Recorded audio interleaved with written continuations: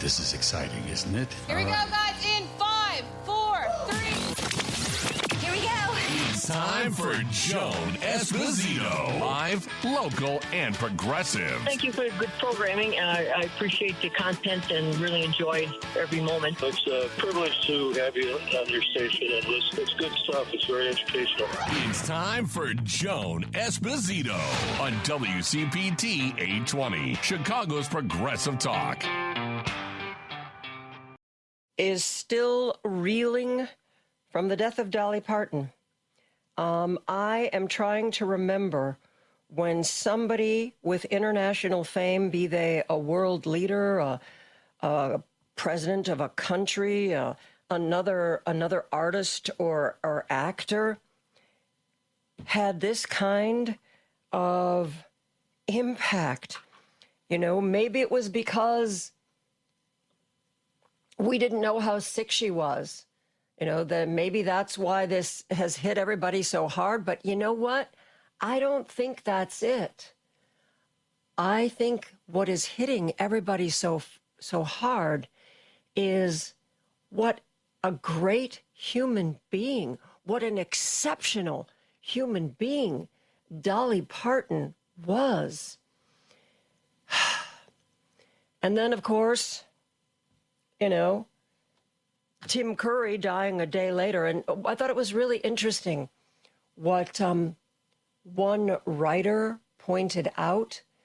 And that was the fact that both Dolly Parton and Tim Curry were themselves. They didn't try to be palatable.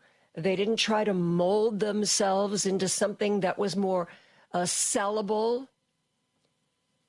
They were authentically themselves, unapologetically themselves. They let their freak flag fly if need be, and were confident in their positions. I mean, Dolly Parton was standing up for the gay community long before the most recent challenges that have been thrown their way. Dolly Parton unabashedly was asked, you know, do you believe Black Lives Matter? And she looked at the person talking to her like, you must be nuts. She was like, of course Black Lives Matter. How could you even like ask a question like that? And she was like, all lives matter, but Black Lives Matter. Yes, of course they do. She wasn't afraid to be kind. She wasn't afraid to be supportive. And as beloved as she was, she knew that sometimes that there would be people, potentially her audience, who might shy away or stop listening to her or watching her because of the things she said. But she said them anyway.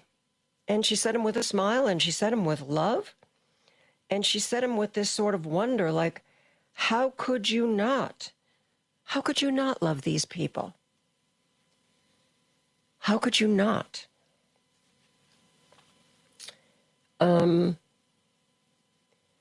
What I thought was interesting, I couldn't sleep last night. Yeah, welcome to my world.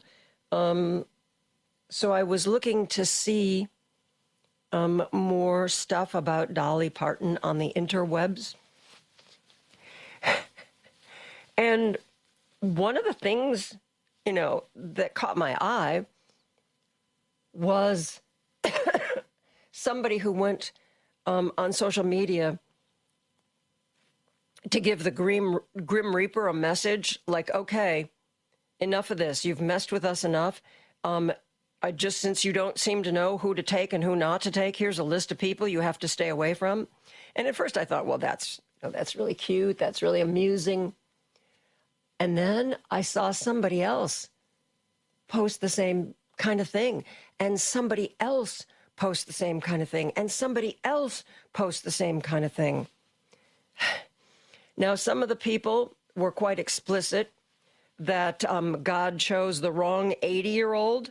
Tim Curry was 80, Dolly Parton was 80. They're like, no, You clearly don't know who should be on this list and who shouldn't be on this list. Some of them got a little political with it, but others were just terrified of other beloved celebrities. It was, the first one I read, I thought, well, that's fun. And the second one, I was like, that's odd. Same sort of idea. And then I read the third one, and then the fourth one, and then the fifth one. The fact that people are expressing the fact that they are terrified that if there is a deity who could take someone who was so good away from us, then all the other people we love must be at terrible risk. Terrible, terrible, terrible risk. And that they had to make sure that the heavens knew that there were a lot of people who were off limits. And, this was gay people posting these lists, and black women and black men and white women and brown women posting these lists, and white men. I mean, it was across the board of people who want the universe to know that after Tim Curry and Dolly Parton, that the universe better be done, unless, of course, they want to take somebody who's not beloved. Then that's okay. That's an 80-year-old we can part with. I thought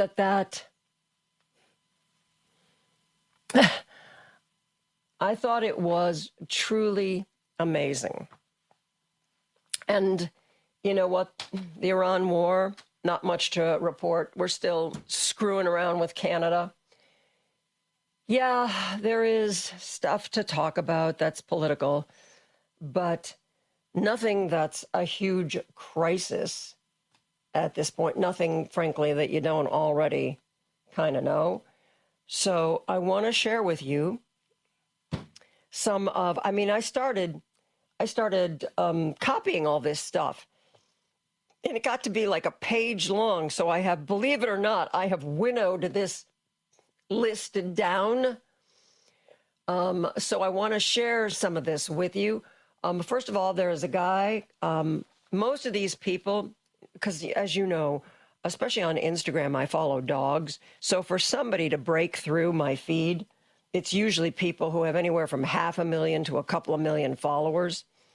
There is a guy by the name of Dalton Smiley, who not only had a message for the Grim Reaper, Dalton Smiley also had a chart, which, I think you can figure out as he's uncovering name after name after name.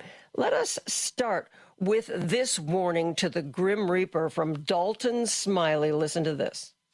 I didn't think it was that difficult, but clearly the Grim Reaper can't get it together. So I made a list of people of who to leave on Earth. Are we clear? Okay? Who to leave on Earth. Number one, the most important one, Julie Andrews. Do not touch the Queen of Genovia. For the sake of democracy and all things good on this earth, do not touch her. At least until she's done with Princess Diaries 3. Okay, thank you. Number two, another very important one, Dick Van Dyke. Mary Poppins, the king of entertainment. I know he's old as dirt. He's 102 or something.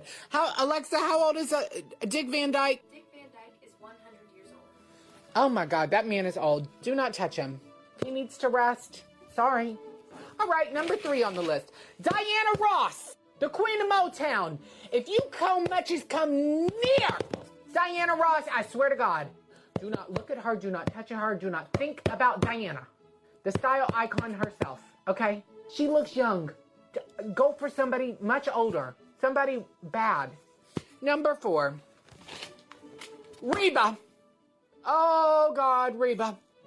A single mom who works 2 jobs, loves her kids and never stops. Think about what that would do to us. Think about what that would do to the world. Reba is just a spunky little redhead. She must be protected at all costs. Number 5. Morgan Freeman, the man that sounds like God. That man has lived a good life. Okay, let him keep living. What's the problem with that? Who else is supposed to narrate our nature documentaries if Morgan Freeman's gone? There is no other narrator. We're going to have to retire every narrator if Morgan Freeman does. So he has not done anything bad but read nature documentaries and play God. And that's honestly how it should be. Leave him be. And then number 6, our last one, Cher. Don't touch her. Don't. That woman is still an icon. She still looks good. She is popping, locking, and dropping it. I don't know how with her 22-year-old man. Leave her be. Anyways, there's more people than this, but let's start with this. You can make sure everybody on Earth is gone before you start touching these 6. Thank you. There are other people who are on those lists. There's a woman by the name of Brittany Shantae who is on social media. She had her own list, and if you want to find her on the interwebs, it's Real Talk Brit. Listen to this one.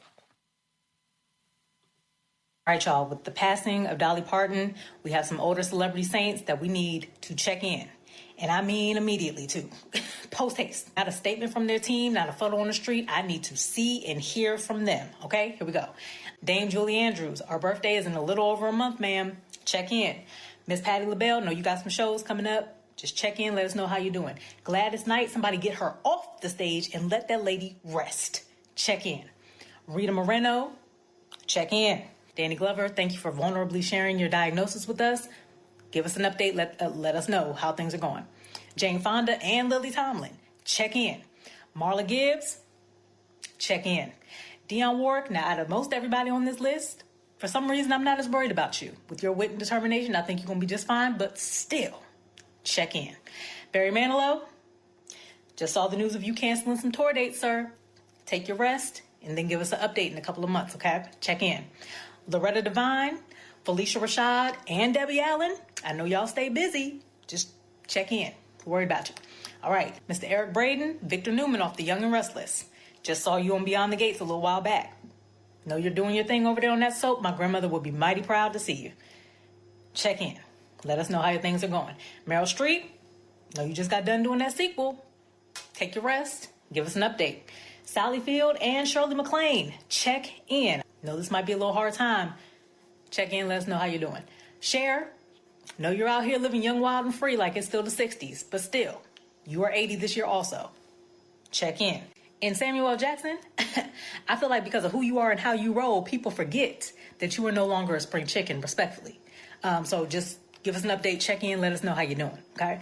That is my personal list. Feel free to add some more names in the comments. But yes, I need to know how these people are doing post-haste right now. Check in. And then there were those who just wanted to offer a generic warning, and not necessarily naming any of the celebs or other folks that they don't want to see gone, but just a general warning to take care of yourself, a general warning that you must take no unnecessary risks. To everybody out there, no unnecessary risks, no unnecessary journeys. And this one's she's a little wound up, but this is really, really quick. So let's listen to this particular warning about no unnecessary journeys.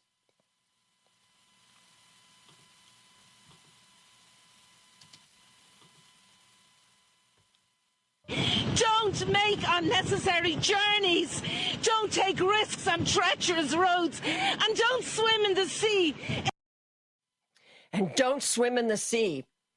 A woman by the name of Izzy Roca also, she didn't give a list of celebrities that she wants protected. She didn't list warnings like don't swim in the sea, don't take any unnecessary journeys.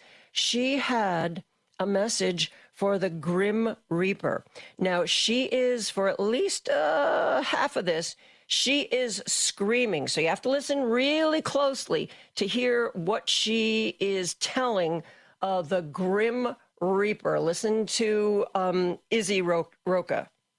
Hi, this message is for the Grim Reaper. If you're not the Grim Reaper, please feel free to just keep scrolling. We had this conversation yesterday! Yesterday! Am I a joke to you? Tim Curry? Frankenfurter? Really? Oh, no. I don't want to want to talk to you no more. Take me to the manager. Take me to the higher up. I don't want to talk to you no more. You're clearly stupid, dumb, a buffoon, an idiot. Get out of my face. You're not doing your job right. So there you have it. The celebrities, and if you want to find more celebrities that you think we need to protect, I swear to you, just go on social media.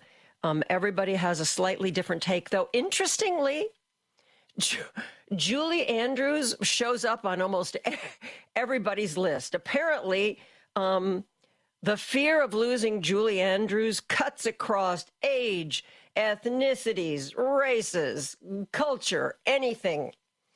And you know what? I'm there for that. It does seem like the Grim Reaper doesn't choose their victims well. You know, both Tim Curry and Dolly Parton were 80 years old. There are other 80-year-olds, perhaps one in particular. Somebody said that somebody told the Grim Reaper, go for somebody who's 80, wears a wig, and a lot of makeup. And that the Grim Reaper got confused as to the person who is 80, wears a wig and a lot of makeup, and grabbed Dolly Parton by mistake, which, I got to tell you, I think is entirely possible. I think it is entirely possible that it was a terrible mistake.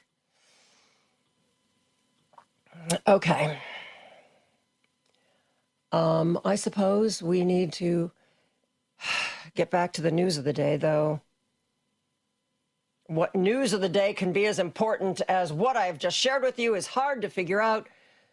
But we are still approaching the midterms, that we still believe that this administration is going to do everything in their power to disrupt the midterms, to negate the midterms. And we can only hope that our various attorneys general are ready and ready to take action, and that the people of this country are not going to let the other 80-year-old get away with it.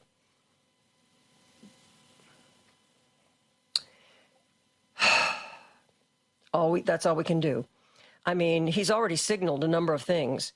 Maybe he's going to say the election was interfered with, because he's, Venezuela, all these other countries, they're interfering. And now, have you noticed all of a sudden there's all these releases about hacking? Oh, all the countries that have tried hacking us? Do you think when the midterms roll around, those same stories are going to be weaponized? Oh, it's not just the water treatment plants. It's not just the electrical grid. It's not just our medical systems and our universities. No, they're also hacking the election. Oh, my God, I warned you about this, told you about this. And if we are ready for it, we should be prepared to deal with it. That is my hope. If we have the knowledge, we should be ready to push back in whatever way we as citizens and our representatives feel is most convincing. So we have that.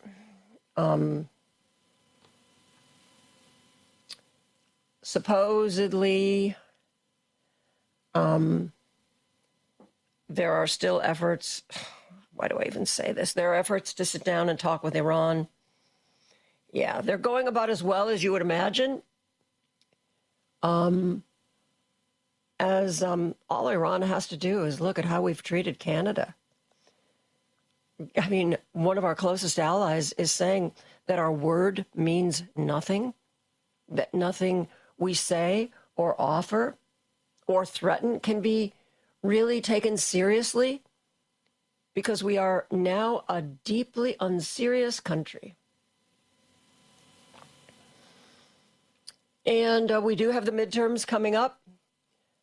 Trump is going all in on Darlene Graham, Lindsey Graham's sister. He was responsible for her being appointed to fill, Lindsay's seat. And he's going all in on supporting her once she decided she was going to run for Senate. No doubt it is because she would be one of those Republican senators that doesn't care about the country, doesn't care about the Constitution, doesn't care about anything except what Donald Trump wants. She already told him that if she is given a position in the Senate, she will do everything in her power to help him enact the SAVE Act. The SAVE Act, which would make it impossible for vast numbers of women to vote. It would make it impossible for vast numbers of women to vote. That's who we got in Darlene Graham. Yep, that's all he cares about. Come on, he doesn't care about who's qualified. Huh, what a joke. He doesn't care about that. He cares about somebody who will do whatever he says, and Darlene has made it clear that is her job. Remember, she's the one that was involved in a debate recently with her Republican challenger, and she was asked about foreign policy, and she was like, you know what? I have to be honest with you. That's really not something I've paid attention to. It's not something I know anything about. But I support our military. South Carolina is being asked by Donald Trump to vote for a Republican for Senate who admits that a big part of what a senator needs to do, she knows nothing about. Nothing. But you know what? She's honest. I'm telling you the truth. I don't know anything about that.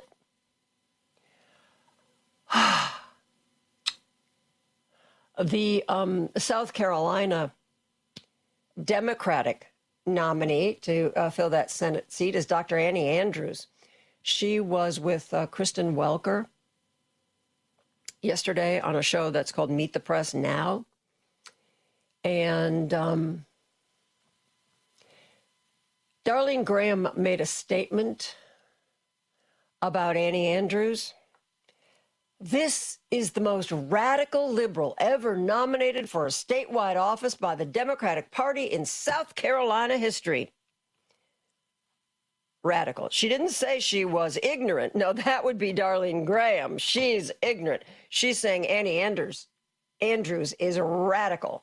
Well, as you might expect, Annie Andrews had a few things to say about that. Listen to this. How would you label yourself? A capitalist? What would you characterize your views as? I'm a pragmatic problem solver. I come from a completely different, very serious profession. I'm a pediatrician who's worked in children's hospitals for 20 years. Every day I went to work and I would walk into a hospital room of sick or injured children. I would work with whoever I needed to work with to solve their problems. I wouldn't go on news to blame people for their problems. I would roll up my sleeves and get the job done. We deserve a senator who does the same. Darlene has no legislative record to run on. She has no experience to run on. So she is resorting to the typical national Republican attack lines that have no basis in reality. She's up there calling me radical, reading from her legal pad. And I would like to ask Darlene what exactly she thinks is so radical about believing that every working South Carolina family should be able to afford to put food on the table and keep the lights on at the end of the month. What is so radical about thinking that when you're sick, you should be able to afford health care? What is so radical about thinking that if your community doesn't want a data center, there shouldn't be a data center built in your community? What is so radical about thinking that every county in South Carolina should have an OBGYN? In my opinion, Darlene Graham is the radical, and I would love to see her pivot to talking about actual solutions for the problems that we're facing in South Carolina. We will be back with calls and texts right after this. This is Chicago's Progressive Talk, 820 AM, WCPT Willow Springs, and online at WCPT820.com, where facts matter. Want to join the conversation? I'm going to say exactly what I think here. Got something to say? Everyone needs to hear what I got to say. Call Joan now at 773-763-9278 and join the conversation. Joan Esposito. Live, local, and progressive on Chicago's Progressive Talk. WCPT 820. 773-763-9278. 773-763-WCPT. You can text me with that number, and I've got a ton of texts I'm wading through, and you can call me on that number as well. Dave from Hoffman Estates is on the line. Hey, Dave, how are you? Hey, Joan, did you get the text? Your text? Yes, I just got it now. Very good. You started out, you mentioned about like with Dolly's death and how it worldwide, pretty much, the stuff. And I got to thinking, do you think the closest maybe to something like that have been when John F. Kennedy's death could have been comparable, seeing that, back then they said Camelot had ended with his death? Yeah, John F. Kennedy, or, the only other thing I know that sort of rockets around the world like that is also the death of a pope. I mean, she was in incredibly rarefied air. Very rarefied. Yeah. And before I forget, when you're talking about the stars or the community, what about Carol Burnett? I don't think I heard anybody say Carol Burnett. There was one person's list that had Carol Burnett, but there were so many lists. I could have gone the entire half hour just playing poster after poster after poster and it was so funny, Dave, because they were all like, this is a message for the Grim Reaper. And the Grim Reaper, I don't know, I guess maybe because people didn't want to get too religious about it, was it was over and over and over again. And everybody had a list. A few of the names varied. Like I said, the only name that I heard pretty consistently was Julie Andrews, followed second by Cher, who, by the way, folks, I'm afraid to say it, is 80. God help us. There was a meme yesterday, too, like when you were mentioning about where they had said to the we said Donnie, not Dolly. Yeah, really? Yeah, there's a lot of people doing that. Like, are you serious? Are you serious? We gave you this description and you went after Dolly Parton? Like, what's wrong with you? Mm-hmm. And then another person they put in the thing, they said, what about Mitch McConnell now? So they pointed out that we knew about Dolly Parton within 24 hours, and McConnell's been, 2.5 months, and is already still incommunicado. Yeah. Well, there were, I didn't share any of those, but there were those lists, too, of if the Grim Reaper is looking for a few more people to take, here's a selection. And I decided that I wasn't going to share. I was going to share that. But yeah, there's a number of people who have put together lists of the folks that it is acceptable to take away from us. And two quick ones here yet. Got to thinking if, I was talking about how Trump ain't looking too good there, that, and saying they don't think he may make this second term.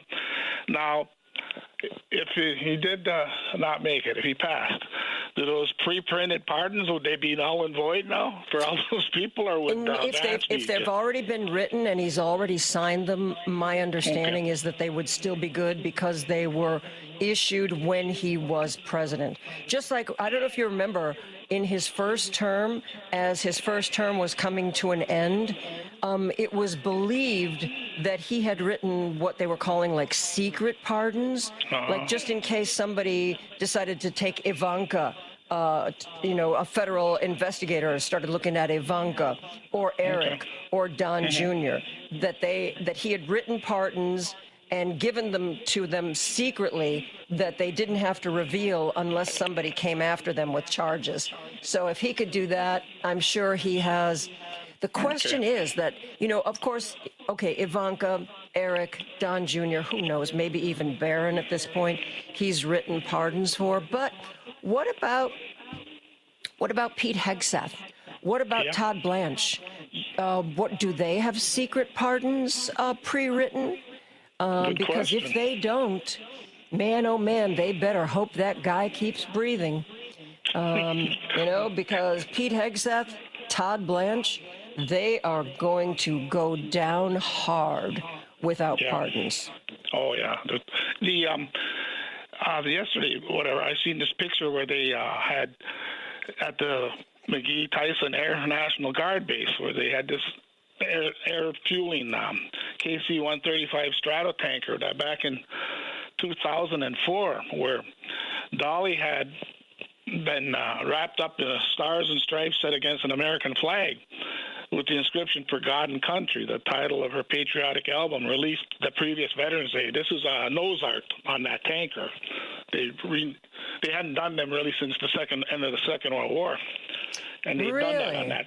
Yeah, on that tanker. And then yesterday, and that KC-135 was assigned to the wing, and it went and it did the length, I think, of Tennessee. The pattern they flew, and normally they said the call sign had been Soda for decades, but for like yesterday's one, that call sign was Dolly 91, but like some I said it should have been Dolly 925. Yes, that's right. And that's why, when I shared the fact, apparently it wasn't just the Empire State Building. Apparently there were buildings around the country, and there was a quick shot. Somebody did a montage, and I think it was only up there for a second, but I think one of the buildings I saw was the Hancock building, and the two big antennas on top of it, I believe, were pink. But on the Empire State Building, they announced that at 9:25, that's when the top of the Empire State Building was going to go pink. And a lot of people recorded the video. It was, just lit up as usual, and then it goes dark. And then at 9:25, it goes pink. Yep. Hey, Joan, and like when I nagged about the young ones voting, like I sent yesterday already, the thing with the reminder that in just 5 years, Congress will have to either take action or allow a 22% Social Security benefit cut to go into effect. And U.S. senators elected this year will vote on Social Security's future. So. Yeah. And, this is one of the reasons why I hope Democrats really get into a position where they can enact laws. All that we need to do to make Social Security solvent is lift the cap. Like, you pay Social Security when you get a paycheck. I do the same thing. But when you hit a certain income level at a certain point, the Social Security says, oh, yeah, you don't have to pay in anymore. If that cap were raised, like say you don't have to pay, just as an example, if once you hit $100,000 in income, you no longer have to have Social Security taken out of your check. Well, if that was raised to like, okay, maybe we don't stop taking out Social Security till you get to a $500,000 income or $1 million a year income. That change alone would make Social Security solvent for freaking ever. And the Republicans were like, oh, it's running out of money. Well, it's running out of money because the Republicans won't vote for that simple change that would make this conversation moot. Okay, well, let me clear it, Joan. I've been on too damn long, but that's why I'm going to keep nagging about those 17-year-olds who are going to be 18, because it's going to be important. All right, thanks, Joan, thanks. Sorry to the rest of you guys. It was too damn long. Be well. Thanks, Dave. Well, I think we've got time for another call before we have to go to a break. Let's go to Indiana, where Marty's on the line. Hi, Marty. Thanks for calling in today. No problem. I'll make it real quick because I, like millions of other Dolly fans, I got two quick stories, and it involves her quick wit. I just heard this one last night. It must have been a question and answer, maybe in an auditorium. Person stood up and says, Dolly, how long does it take you to get your hair done? And Dolly replied, I don't know. I'm never there. Yeah, because, of course, as people know, all those hairstyles were wigs, and she didn't try to hide it. No, got to appreciate that. She was very humble. And then the second one is, and the screener told me as long as they're clean, and this is clean, and obviously you know who Dan Rather is because you're in the business. Yep. But it was probably 10 years ago. It was a cable show called Access TV where Dan Rather would interview all kinds of celebrities. And so Dan Rather starts off the interview. They're sitting in probably a little room. You sit right across from her. He goes, well, Dolly, let me start off with, I got to ask you, are they real? And she goes, real expensive. Yeah. And I saw one bit of an interview she was doing with somebody, and her breasts came up in conversation, and she said, I just want everybody to know that I have a really, really attractive behind as well, only she didn't say behind. It's like everybody's focused on my breast. Have you ever looked at my butt? It's great, Yeah, she was wonderful. When I found out that she had passed, I'm at my local pub here in Whiting, and I noticed their boyfriend and girlfriend. He goes, well, Dolly just passed away. Well, I felt like a punch to the stomach. Yeah. Well, next thing you know, I get talking to his girlfriend, and she's been to Dollywood twice back in the day. It's like, what a small world. Yeah. And she's going to be missed. She sure is. Marty, thanks so much for the call. We are going to take a break, and we're going to get to the rest of our callers right after this. Alexa, play WCPT. WCPT from TuneIn. Now back to Joan Esposito, live, local, and progressive on WCPT 820. We have a lot of callers, and we are going to get to all of them. So let's start with Carl from Kankakee. Hey, Carl, how are you? Thanks for the call today. Hi, Joan. I totally missed yesterday's show. I hope you're doing well. I'm better. I'm on the road to recovery. Okay, I'll listen to tomorrow's show, or yesterday. I'll listen to yesterday's show tonight. And I've got a Dolly story combined with the Twilight Zone. Uh-oh. This is real. I was in town Monday at the Art Institute, and I'm walking around and people watching and art enjoying, and a gal walked by, and she had a pink T-shirt on with big letters saying "Dolly for President." Aww. I was kind of amused, like, hey, and the next morning, Tuesday morning, I wake up to radio, Dolly had died, and I flashed back that this gal, it must have happened over the weekend. This gal at the Art Institute's paying homage to Dolly with that T-shirt, but that wasn't the case. No. It wasn't the case. Cue Rod Serling, for your examination. Yeah. Yeah. Well, but Dolly, I love her for her philanthropic and her books to the kids thing. And, I read an article, Carl, that reminded me of something that I used to know and I'd forgotten. Dolly, the reason we got the COVID vaccine as quickly as we did, Dolly had donated $1 million or more to mRNA vaccine research. We got the COVID vaccine quickly because research was already being done on these mRNA vaccines, mRNA vaccines. And she was a big reason why she had donated a ton of money to research. So Dolly, on top of everything else, helped save our lives, each and every one of us. And the idea of Dolly for president, I would have voted for her. I would 100%. Heck yes. Can you imagine her actually being president with her kind of care, her ability to really make things happen, not just say something and it's a lie? Yep. I agree, Carl. I agree. If we can elect a reality TV star, why not a music star who's also a very wise businesswoman and somebody who cares about people? Sounds like a recipe to me. Has respect of the world. Yep. Carl, we could use a little of that. Thanks for the call. I want to try to scurry along so I can get everybody in. Let's go to Franklin Park, where Al is on the line. Hey, Al, how are you?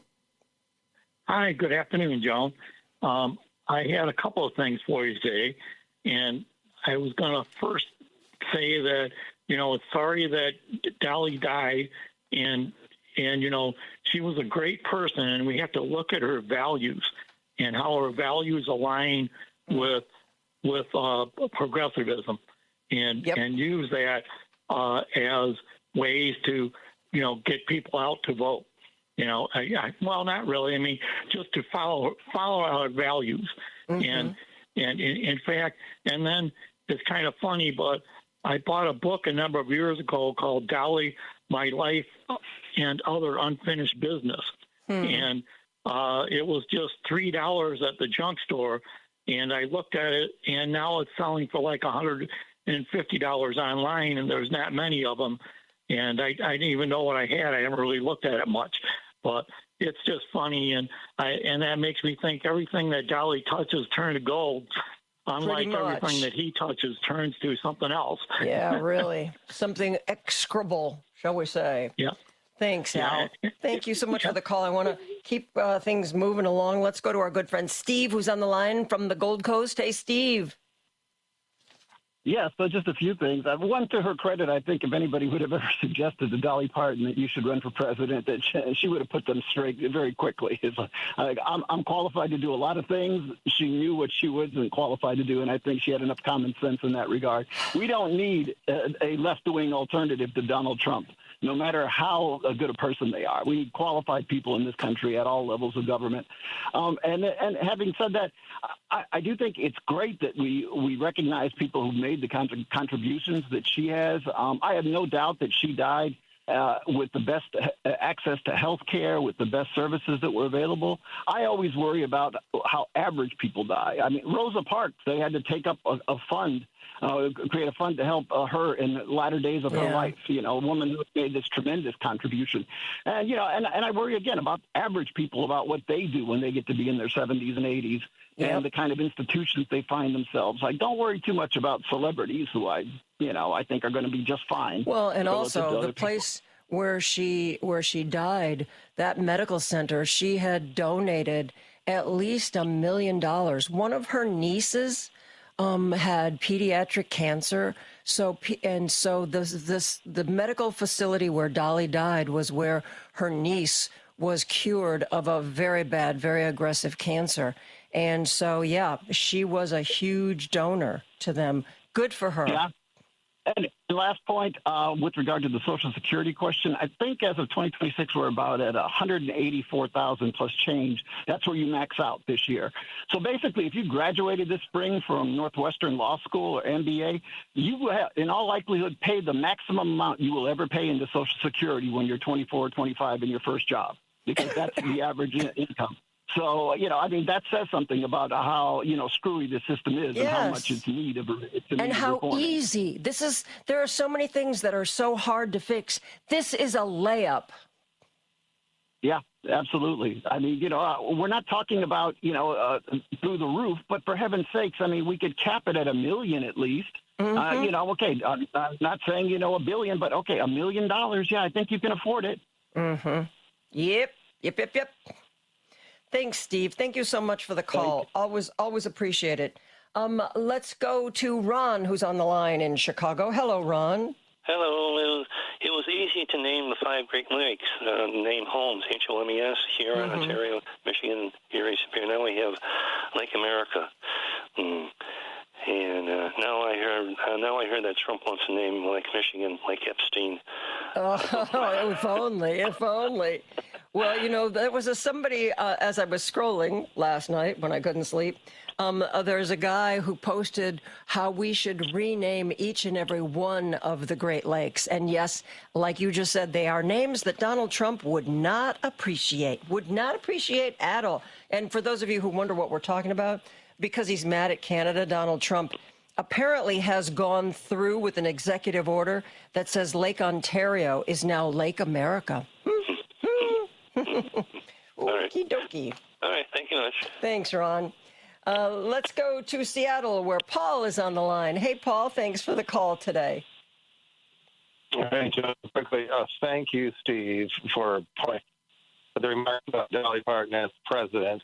Very well stated.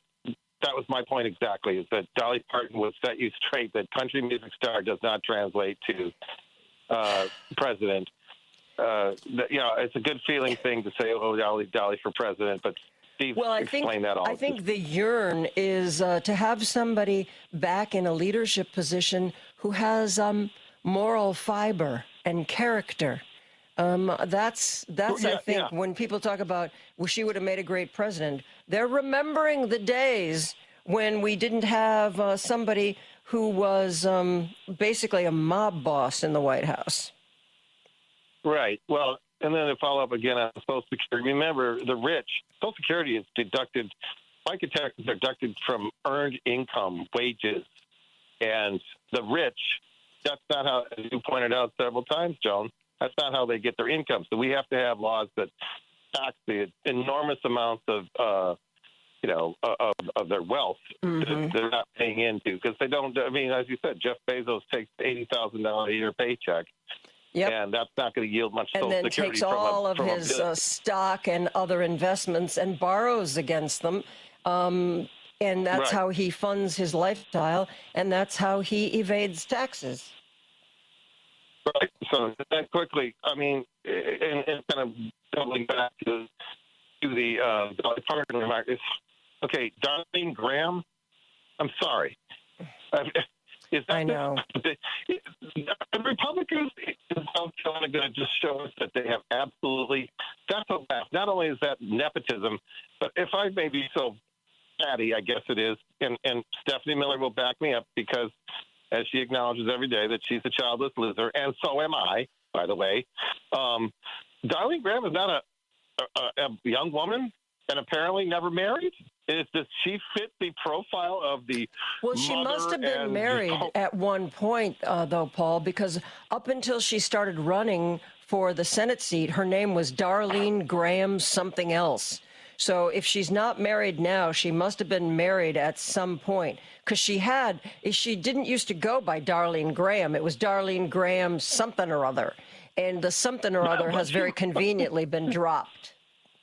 Oh, well, that's just, I'm telling you, even more to my point. I mean, come on, now you dropped your name.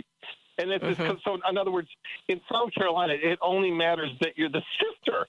I mean, talk about not qualified. It's just, when you compare it to Dolly Parton being her heart and soul being in the right place to be president, all you have to be in South Carolina is the sister of the guy. I mean, all I can say, Joan, is that of all the things that I do, if I were to die, if anybody were to say, well, how about Paul's brother? People would laugh. Exactly. Say, like those were the memes. When she was first appointed to fill in the seat, people would post things like, well, my brother's a brain surgeon, and if anything happens to him, I expect to get a call from the hospital, within the first hour, so I can step in and do those brain surgeries. Oh, yeah. It's just like this. It's too much of a laugh, and I can't believe that the people of South Carolina are that just vacant. But you know what? I take a cord, I take a string, and I measure from Seattle. And the further away I get from Seattle, the more in this country, strike a distance, I think that the less I have in common. And when I start getting down to Florida, then I think, you know what? Sorry, folks down there, I got nothing in common with you whatsoever. But I cannot believe the people in South Carolina would fall for that, and not that the woman that was the Democrat is the Democratic challenger. It sounds so sharp and so right on that the doctor that is running, that they can't make that choice. It's just that would be all based on Trump ideology. Just makes me sick. Yep, you and me both, kiddo. Paul, thanks for the call. Okay, I got to get to the news. We are going to be right back after the news.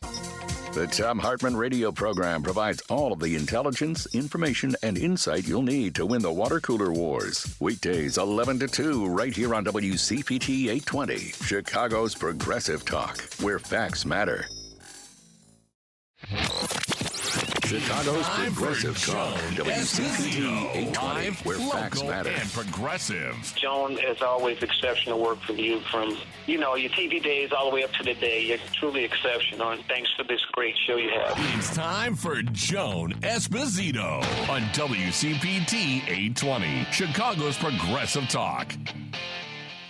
I am very pleased to welcome back once again Christopher Armitage. He writes The Existentialist Republic. Christopher, how are you? I'm very good. How about yourself, Joan? I'm doing pretty well. Congratulations. You know, when I got the email that said that you were celebrating the first year of the Existentialist Republic, all I could think of was 1 year. It's only been 1 year. It feels like you've been doing this forever. It feels like we've been talking about this forever. Maybe that's just me. Maybe I've just have this strange sense of time in my life. But congratulations. Talk about, let's talk about that for a minute. When you started, why you started, and what, what about this milestone you've reached?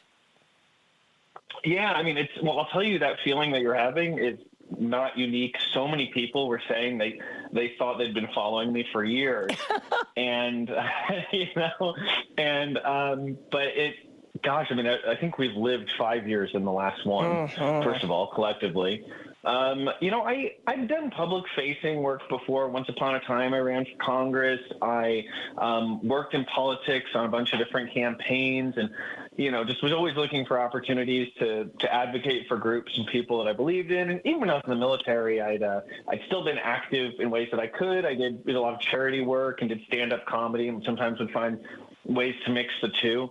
And after the election in 2024, I was just decimated, destroyed, so much crying. I felt the weight of the entire world. I thought about all the unnecessary human suffering. And also, it's just, we can't play stupid here. All of us knew going into November 2024 that if Donald Trump won that election, our democracy as we knew it would likely be dead.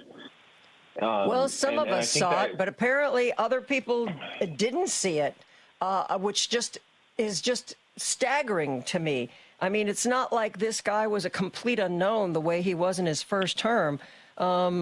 So I don't know. You saw it. I saw it. Most of the people I know saw it. But apparently the people who voted for Donald Trump had tunnel vision where they saw like one issue that they agreed with him on, and that was enough. I don't know. Well, and I'll take a quick aside just to say that for 77 million Americans who voted for him, their beliefs, like most humans, nearly all humans, us as well, are largely determined by the beliefs of the people around them. It takes a special type of person to explore and challenge their own beliefs, the type of people who may leave a religion that they grow up in, whether it's for another religion or religion altogether, or who do, change their views based. I mean, it's not everybody asks themselves, is it possible I'm wrong? If everybody around them takes something as obvious, because even if we do that in one or two realms, it's just a practical fact that for the vast majority of us, we navigate life not challenging most things that we're told, because we can't just walk around that cynical about everything. And so to 77 million Americans who, by the way, Donald Trump's approval ratings barely dropped. It's his approval rating is 38% if you average the top 10 pollsters as of today. And so for them, it makes sense. And breaking through that propaganda, I mean, that's part of like when I came out of was starting the Existentialist Republic. After the election, I was crushed. I knew how much unnecessary death and suffering. I knew Ukraine was going to lose funding. I knew that dictators worldwide would be empowered and given resources, that unnecessary wars would happen. I mean, truly, just all over the world. Felt that, cried so much. Spent 3 months telling everybody, don't talk to me about politics. Local candidates and representatives and activists, people who I'd been close with for years. I told them, I was like, don't bring those things up around me. I did the period of mourning that I needed to do. And then, whether it's the work of Albert Camus or Mary Wollstonecraft, really incredible philosophers and thinkers, who lived through periods of severe repression. With Mary Wollstonecraft, as a woman, she was really seeing. She shared her perspective as like women, gathering strength and empowerment to, be able to fight back against sexism and misogyny and that sort of thing. And her work, though, I was still able to, read that and say that has greater impacts too for all the people on Earth who, and she herself even said, any groups that are marginalized or harmed or disfranchised, and for all the work, all Americans right now who aren't oligarchs, we are victims of this regime. Yes. And worldwide, the human race is a victim of Donald Trump. Amen to that. And yeah. And so I did my period of, it wasn't weakness, but I did need to gather my strength for the people around us. And I think like parents, like you're a parent, and like you need to be, you can have your pain, but also there are times where you need to gather your strength to protect the people you love as best you can. Once you got your feet under you again, is that what led you to create the Existentialist Republican? What goals did you have for this when you first started it? I just wanted to share my journey with people, actually. I wasn't trying to start what it has become. I was starting at the basic, like the most basic level of activism. I don't have really an attachment to being a public figure or something like that. I remember when I was working in politics and stuff, I got recognized once while I was at karaoke. And it was like a moment of just like, oh, do I have to like not be as silly or goofy right now, because of that. And so that, wasn't as much fun, but I started this because I just said, my Dungeons and Dragons group actually is the real reason. I told you about it before, about how I just told that we just all were stressing about politics. And that was how I found a safe space to start returning to those conversations and to activism of just saying, guys, what if we all just send an email right now before our session to the Attorney General to complain about the Epstein files, or send a message to the governor and say this, that, or the other. And then I decided to start writing, and I knew I didn't want to go to Facebook, Instagram, TikTok, Twitter. No, thank you. And so I looked up different websites that allow you to publish and create an email list, and Substack and Medium were the two I went to. I didn't know anything about Medium. And then I went to Burning Man, actually, and saw as that one I had an does. article go, as one does. And I hadn't been on the internet in a few days, and I logged in on someone's internet and saw that I had an article read by millions of people. And well, do you remember what you'd written in that article, what it was about? Yeah, you're getting some real inside scoops right now. This is a story I haven't really talked about with anybody. Not usually, I like to stay focused on the work, but it's fun to talk about it, and I'm happy to. So the article was the success rate once you elect fascists is 0% for getting rid of them democratically. Mm-hmm. That was the big, really millions of people, like very serious institutions and podcasters were talking about this article. And, it's funny, in hindsight, I realized once the public discourse around it, clearly it went viral, so it had things that really resonated with people.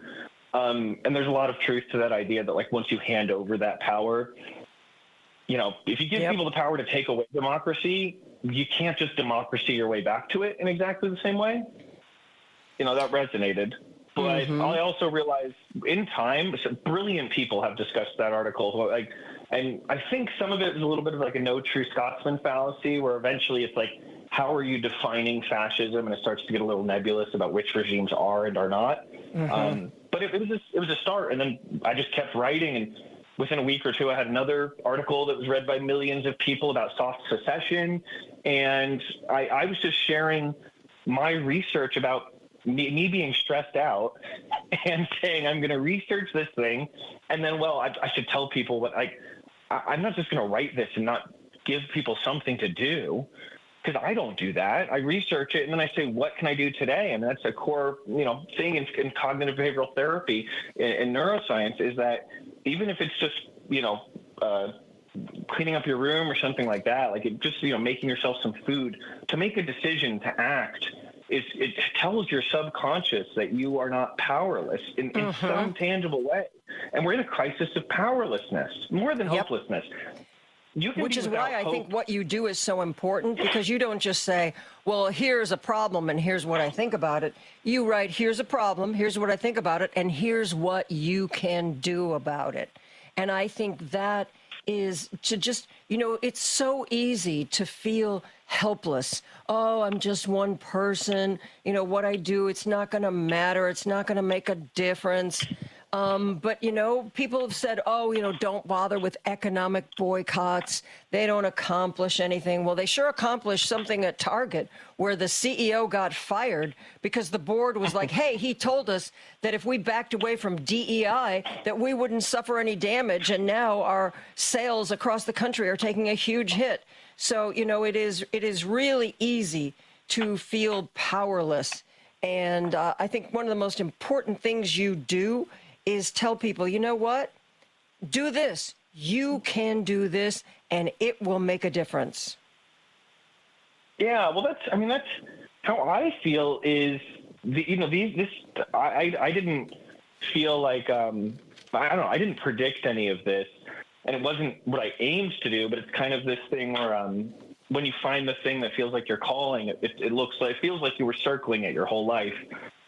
And that's, when I worked in politics and when I've done public advocacy, like these are the things, even as a kid, when my dad was on city council and then went to be an HVAC repairman after that, because he was so frustrated with New Jersey politics, that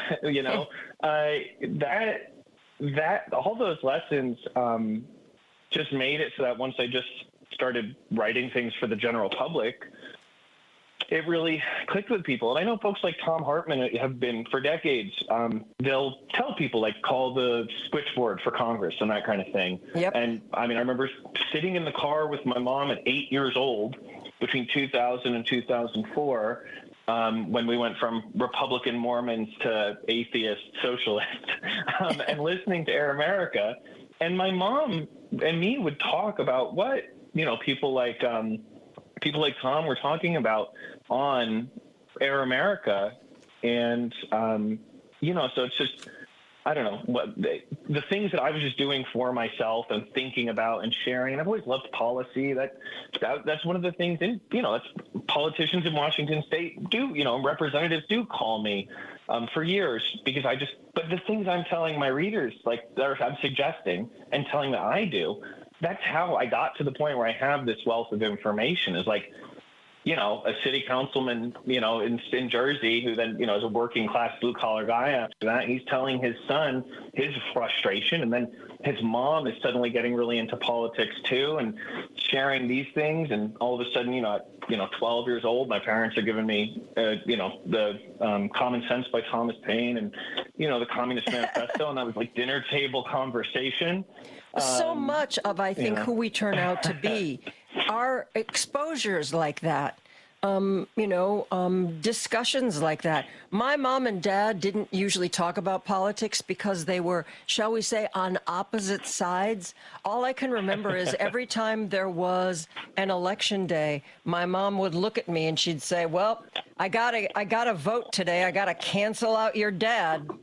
So we didn't have, my parents, shall we say, weren't on the same page politically. So there wasn't a lot of political discussion in my house, but they always voted. There was never a voting opportunity that they were just like, it's not important. It was always something that had to fit into their schedule that day somehow. Yeah. Yeah, and it's that important. That stuff is formative. That's why, when I reflect on the journey that's brought me to where I am today, so much of it was that childhood too, where I saw my parents change their minds, and not only that, but even, when it came to religion, like I said, we left the Church of Jesus Christ of Latter-day Saints. We left the Mormon Church, and as a family, as a family, yeah. Because I know a lot of times kids grow up and they look at the religion they were raised in and say, you know what, that just doesn't make sense or that doesn't work for me. But an entire family, that's unusual.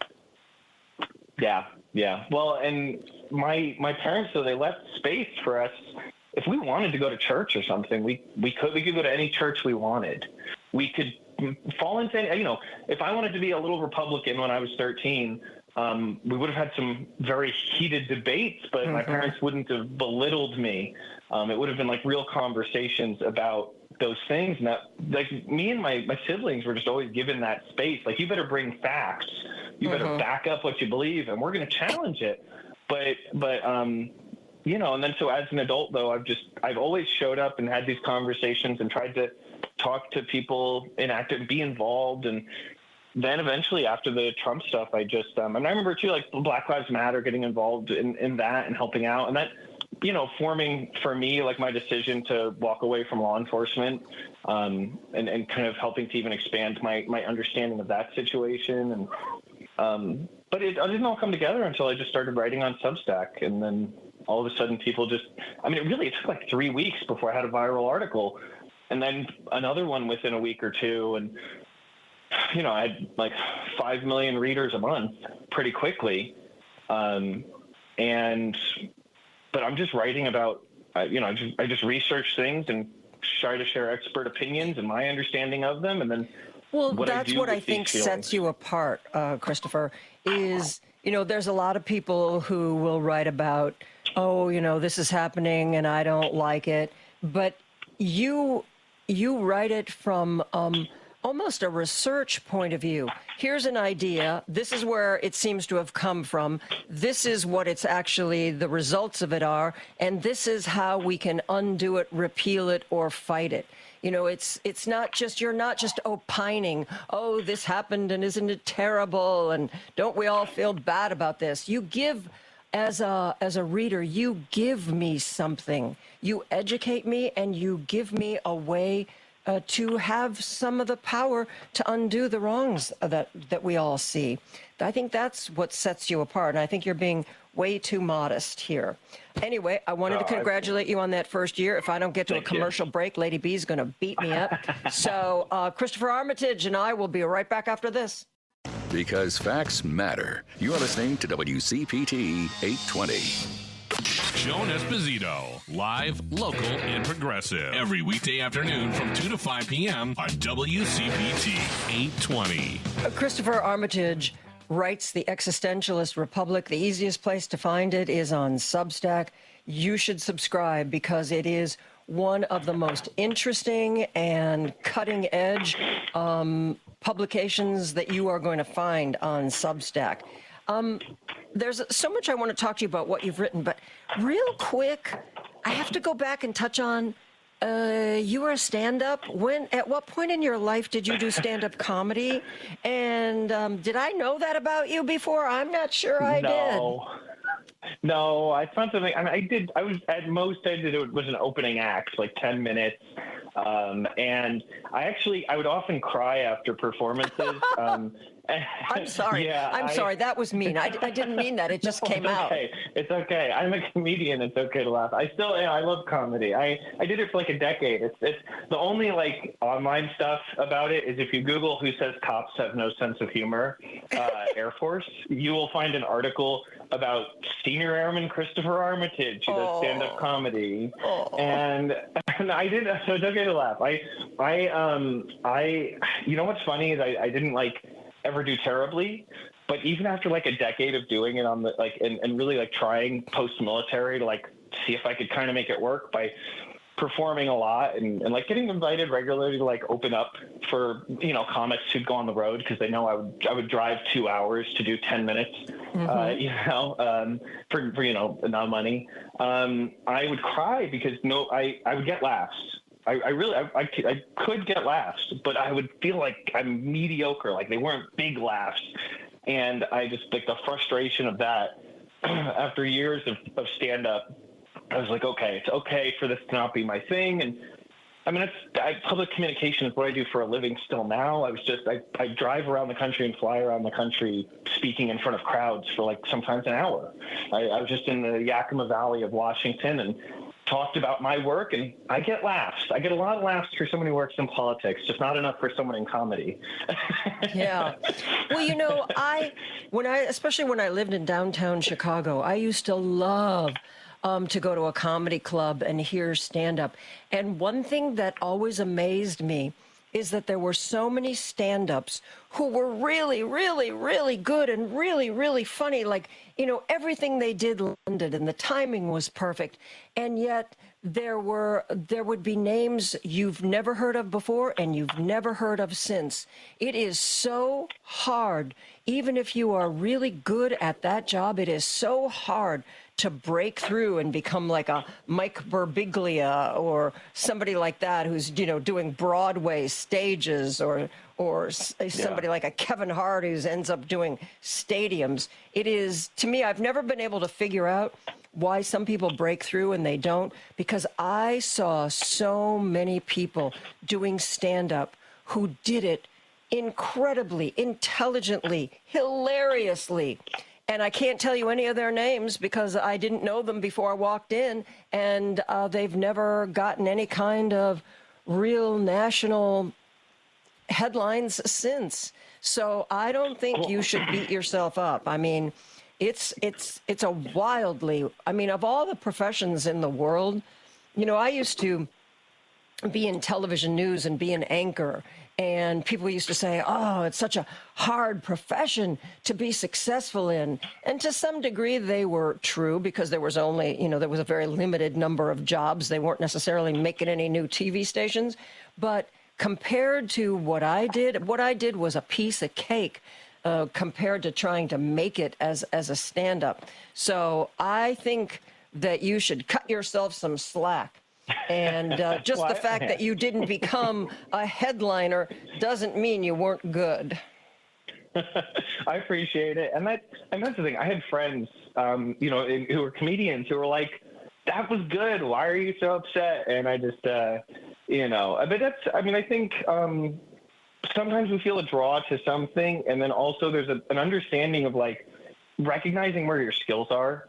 And that's, I've always loved politics and stuff. I think part of like public communication and public policy is just, gosh, it can be heartbreaking sometimes. And that's kind of the push and pull of it. But I can't say that everything didn't work out for the best, because ultimately it's, when I look at my life now, the work I do, it is so rewarding in a way where I can't imagine myself doing anything else at this point, really. Yeah. And even then, like I said, even when I did comedy and stuff, I was always, involved in fundraisers when I was in the military and post-military, involved in politics. And, we can't do, Joan, I'll tell you, one of the biggest frustrating things for me, as ridiculous as this is going to sound, it's just that I can't do it all. Said one of the most overachieving human beings that I've ever had the pleasure of talking to. You are so self-aware. That is a beautiful thing about you. Christopher, we need to take another break because I took the last one too late. Christopher Armitage, I swear to God, I really do want to talk about what he's written about, and I promise you we will do that when we come right back after this. This is Chicago's Progressive Talk, 820 AM, WCPT Willow Springs, and online at WCPT820.com, where facts matter. Now back to Joan Esposito, live, local, and progressive on WCPT 820. And with me is Christopher Armitage, who writes the Substack Existentialist Republic. A while back, he and I talked because he had initiated a Barr investigation into Chief Supreme Court Justice John Roberts for misconduct. But he didn't stop with John Roberts. Now he has focused, laser beam focus on Clarence Thomas. Tell us about that, Christopher. Yes. So based on conduct in the public record that Justice Thomas has been involved in. There is sufficient evidence to draft and submit articles of impeachment. So the Existentialist Republic, we put together articles of impeachment with 6 different articles within it for different conduct violations. I mean, those are pretty in the record about, ethics violations where he's receiving gifts from people with vested interests that later appear before his court, along with his wife, Ginny Thomas's activities in facilitating a failed insurrection, or, well, maybe it's still delayed success.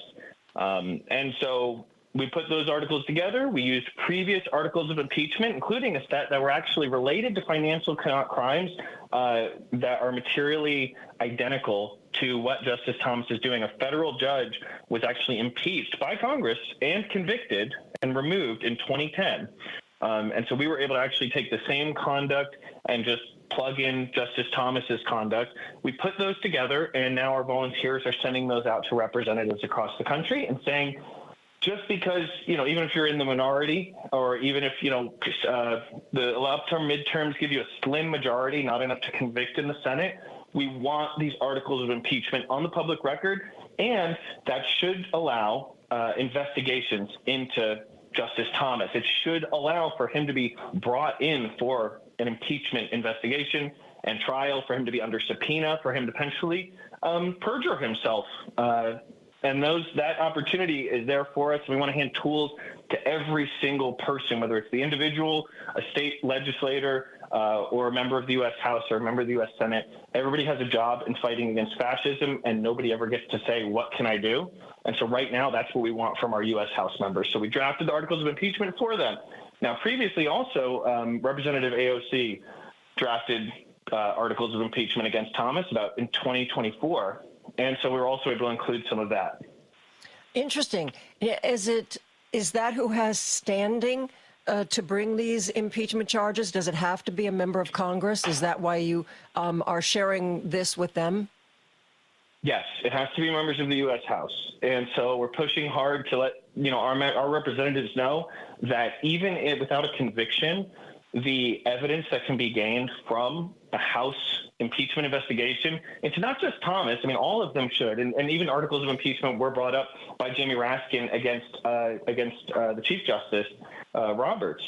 And we need to continue to press on these. We need to get every Democrat voting, so then we need to continue to bring them up. We need to do it after the midterms as well, because I do think it's realistic that Democrats gain a majority in the House.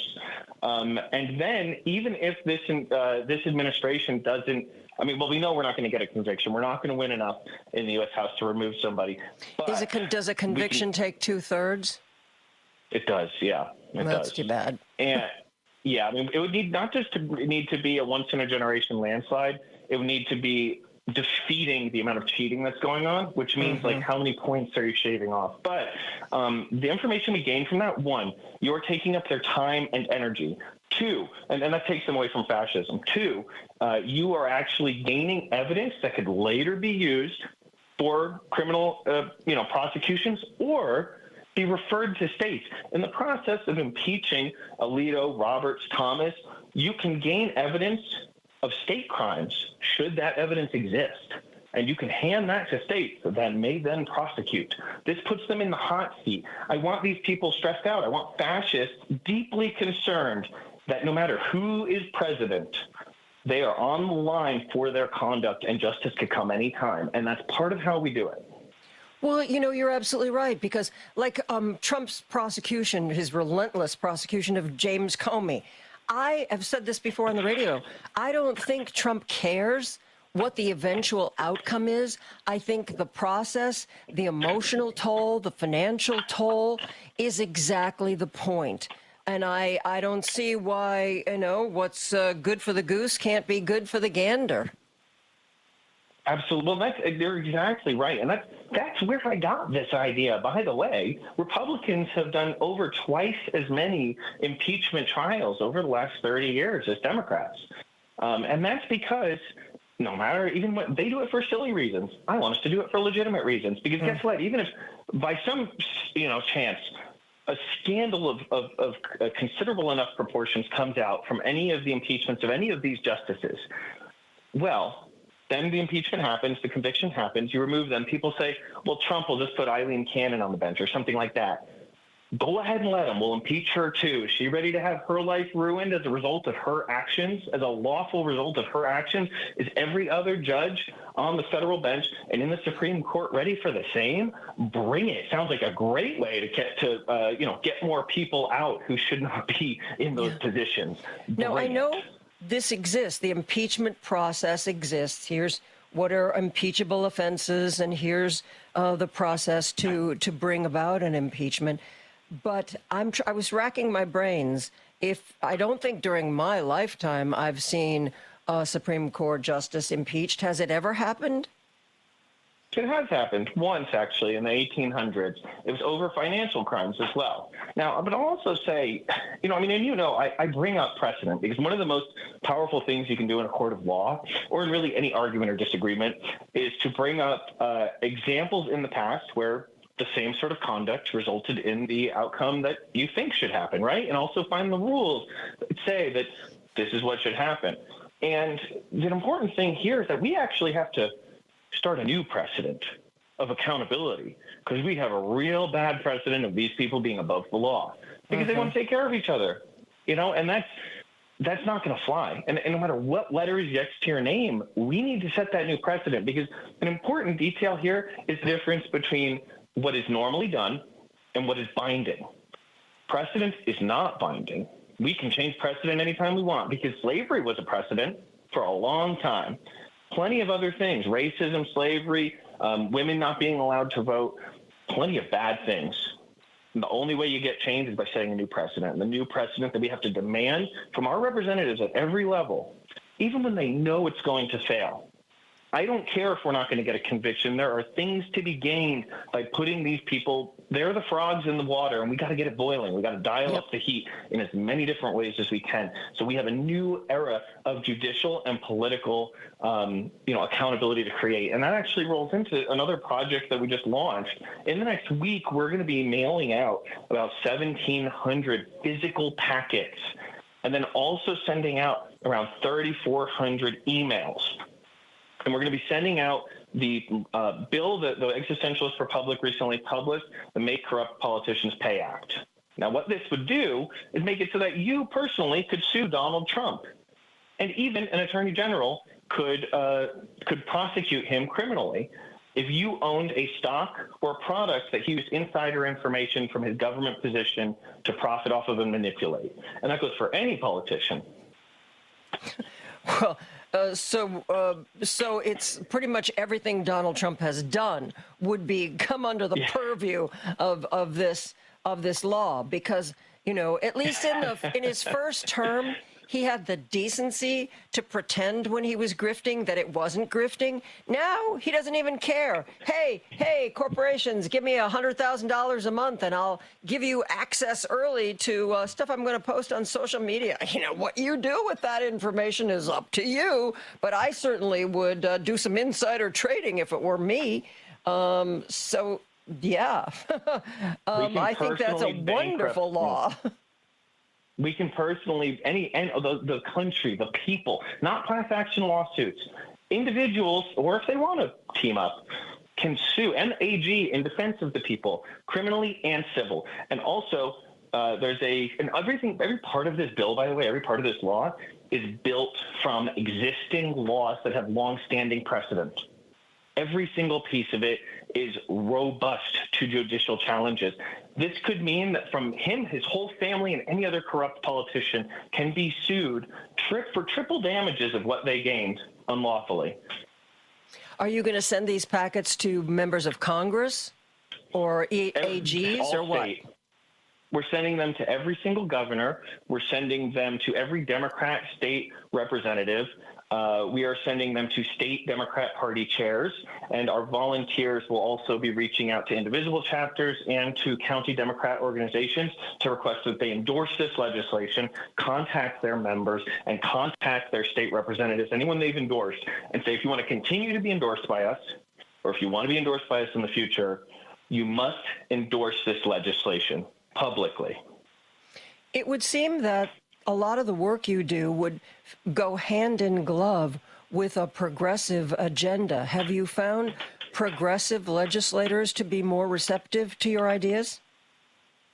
Certainly. Yeah, that's definitely true. But that's just the lane that doesn't take money. And you know my feelings on the word progressive.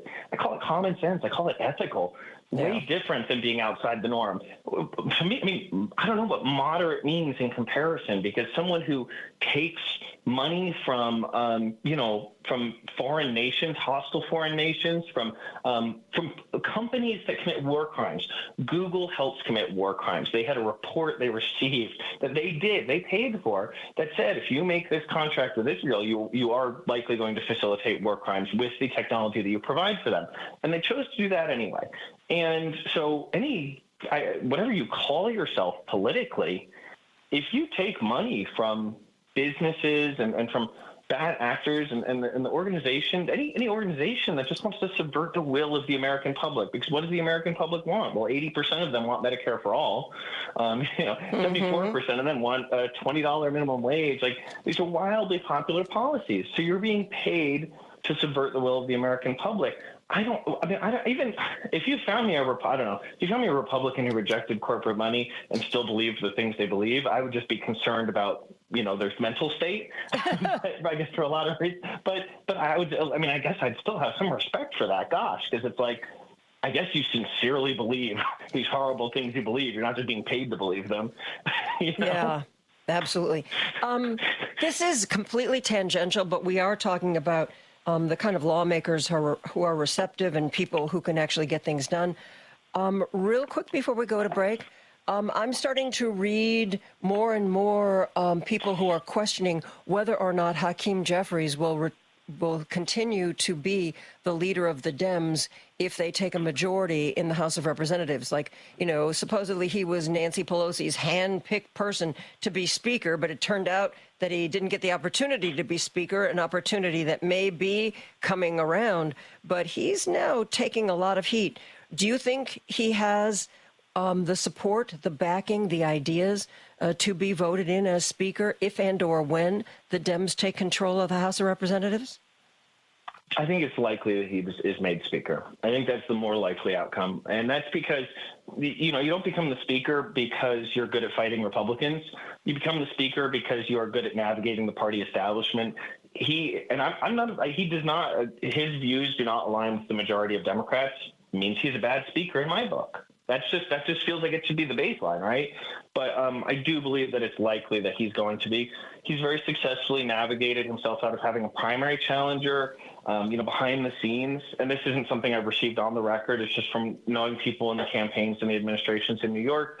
Part of how AOC and Mamdani have stepped out of the way and even discouraged someone from primarying Jeffries from the left is because he was able to broker and make arrangements with Governor Hochul and between AOC and Mamdani to basically say, okay, if you guys help make sure that I have the path cleared for me, the party establishment is going to help you, whether it be, AOC being able to have more influence to further, the very legitimate positive platform that she has. And same for, Mamdani. He needs Governor Hochul on board to get a lot of his platform completed. And so it's effective political moving within the party. I would like for somebody else to be the Speaker. But there are just these pragmatic facts of politics that are very difficult to get around. And I could be wrong. I'd like to be.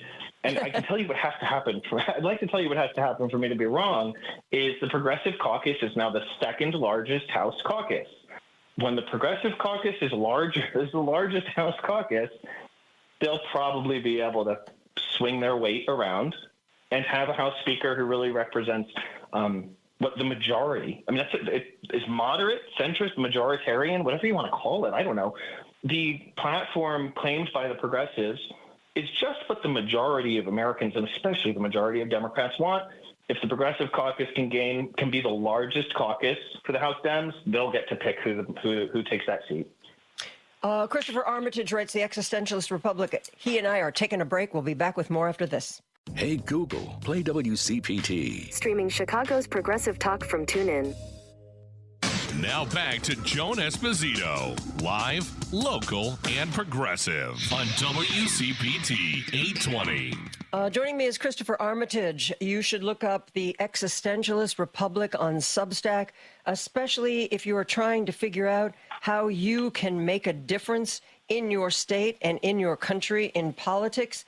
Are you planning to get involved in the midterms in any way, like and getting out there and pounding the pavement for a particular candidate, or trying to get people registered, or trying to encourage voter turnout, or handing out bulletproof vests in the polling places where ICE is liable to show up? I don't know. What are your plans for the midterms, she said, as a very long-winded way of finally getting to her question? I'm honestly doing no work at all around the midterms.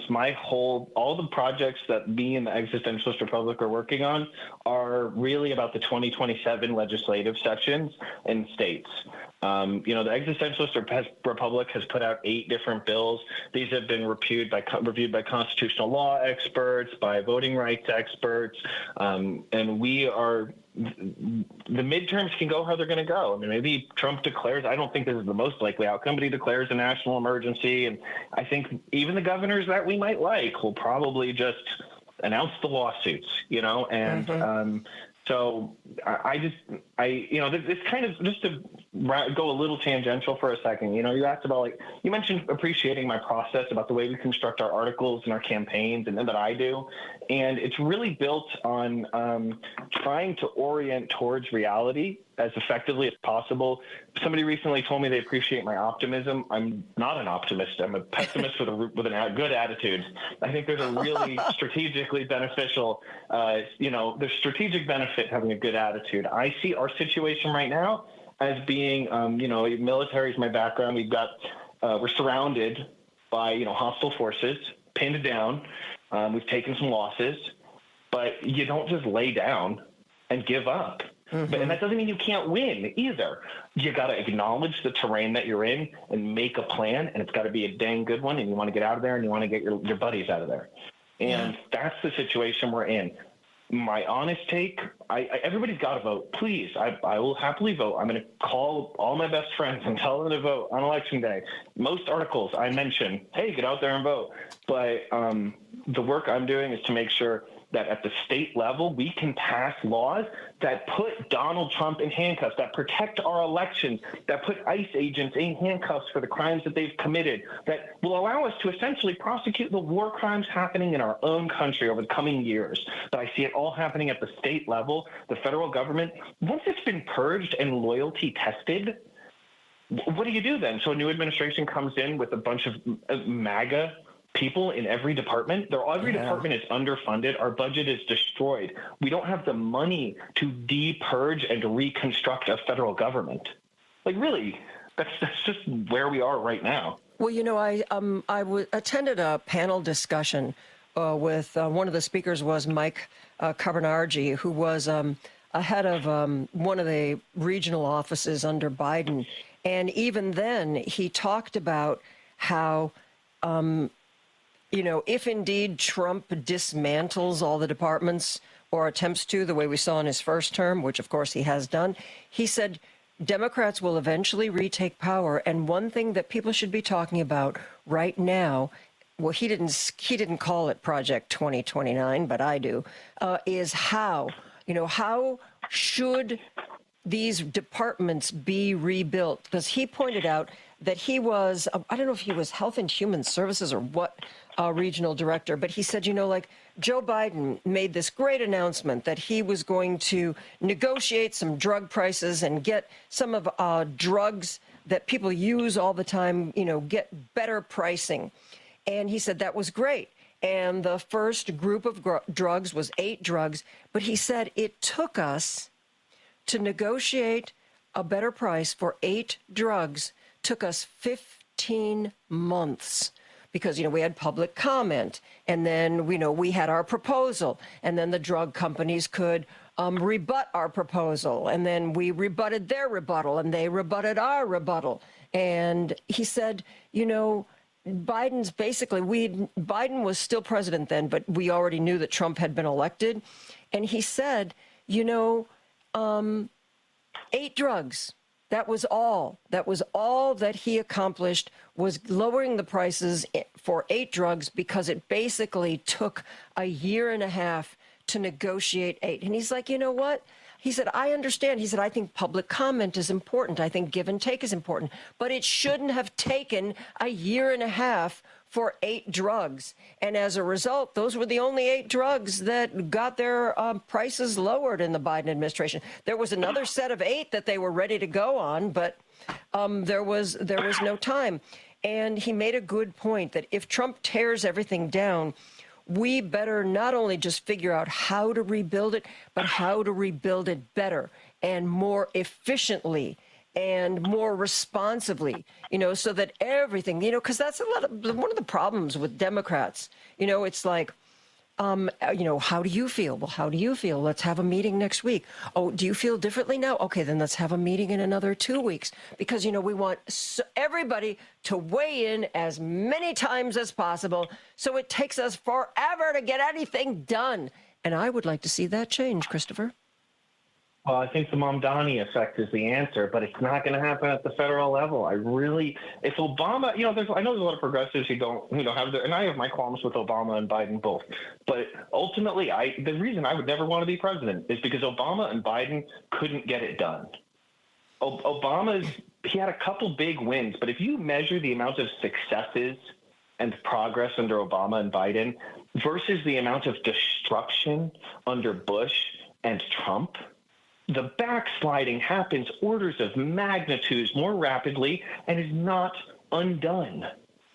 And so I just don't see a situation. We're not a more democratic nation than we were 30 years ago. Once Citizens United passed, and then Project Red Map with gerrymandering, these problems have gotten substantially worse. Unless a Democrat is elected and decides to be a dictator, it can't happen at the federal level, because it would require cooperation from Republicans who know that if they just dig their heels in, it'll be 4 years of a Democrat failing to fix these problems, and then America will elect a Republican again to make us slide back further. So I'm not working on the midterms. What I'm working on is the fact that 16 Democratic trifecta states should have single-payer universal health care, or at least a public option that's revenue generating. They should have public banks that can fund public works projects. I'm writing an article right now called The State's New Deal. It's about the New Deal as implemented through cities and states, because that's what we can do today. We don't have to wait for the midterms. We don't have to wait for elections. We don't have to try and turn Texas into a democracy, because they're not. We can get these things done now, and anywhere Democrats hold power, that's how they can really show that they're about it, because that's not going to stop us from fixing things. In fact, every single piece of progress this country has ever made, to include the New Deal, whether it was women's suffrage or ending slavery or union, or organized labor, anything we've ever succeeded in doing, gay marriage, legalizing cannabis, did it start at the federal government? No. Every single one of those things started at the state level. And so if we can't pass universal health care, if we can't put corrupt politicians in jail, if Democrats can't do that in the states and cities they control, then I have zero faith that they will do it should they control the White House or Congress. And that's where they have to prove themselves. Well, you make a great point. And I think not only are the states the place we should be focusing right now, but I think that for the average voter, you understand a little bit more about, your local municipality and your state government and your local judges really have more to do with the way you live your life than whoever you've sent to Congress or whoever you've sent to the Senate. I think people are waking up to that. And the fact that because of people like you, people like the States Project, people like the Courier Newsroom group are telling the people over and over again, hey, don't take your eye off of what's happening in the state. This is where you should be looking and where you should be working. And I think that's perfect. I think it's brilliant. Yeah, well, and the progress is coming. I'm telling you, especially as we send out these thousands of emails and thousands of packages, we're working to create sort of a pro-democracy distributed ALEC to connect indivisible chapters, to connect county Democrat groups, to hand them the most effective strategies, the most effective demands. Just to, I've done so many events over the last year, and like from speaking to a class of Yale students to rural communities from North Carolina to Philadelphia to Washington and to Washington State. And over, people just feel like they've been doing the activism for years, and it's only gotten worse. But at the state level, your average individual chapter in these small towns has like 200 members. Meanwhile, the Republicans running for the state house are running unopposed. 200 volunteers can get anybody elected. They could get somebody elected who says this state is, I will not take the state. I will not take no for an answer on getting this community universal health care, on getting us public banking, on getting us, everything that we need for freedom and justice from this state, from not just civil suits against Trump and his family, but actual material consequences for the people who are destroying this country, to investigate the Epstein files. You can vote for somebody for governor who says, we are going to build a task force to investigate the Epstein files. That is legal. That is within their powers. Your governor could do a state of emergency today to start a New Deal style jobs program, to start, to build hospitals that don't even have billing departments. That could happen today. Yep.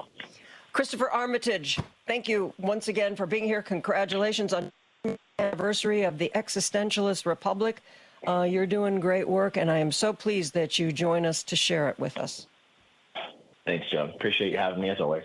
You're very welcome. We are going to take a break for news. We'll be back with more after this. Hey, where's Hal Sparks? I'm not sure where he is now, but I know where you can find him Saturdays at 11. He'll be right here on WCPT 820 for the Hal Sparks radio program, Mega Worldwide. WCPT 820, Chicago's progressive talk, where facts matter. Joan Esposito, live, local, and progressive. Quite frankly, I get most of my news from you. Joan Esposito. Y'all ready for this? On WCPT 820. One of the things that we haven't focused on, we haven't put enough focus on recently, is what is going on with Russia. Not only with what's going on with Russia and Ukraine, but Russia and NATO, Russia and European countries. There's a lot going on. So let's go to our Russian expert, political science professor Joel Ostrow from Benedictine University. How are you? Hey, doing great. Great to be on with you again, Joan. Thanks for having me. Did you have fun at Ravinia? I grew up like a mile and a half from Ravinia, so spent most of my growing up years going there frequently, and since moving back to Chicago, I've gone several times. Do you know the entire lawn was packed by 5:30? Wow! For those of you who don't know, like the show doesn't start until after 7. The gates only open at 5, and a lot of that was for Brandy Carlisle for sure. But it has to be the case that that more people came because of the passing of Dolly Parton.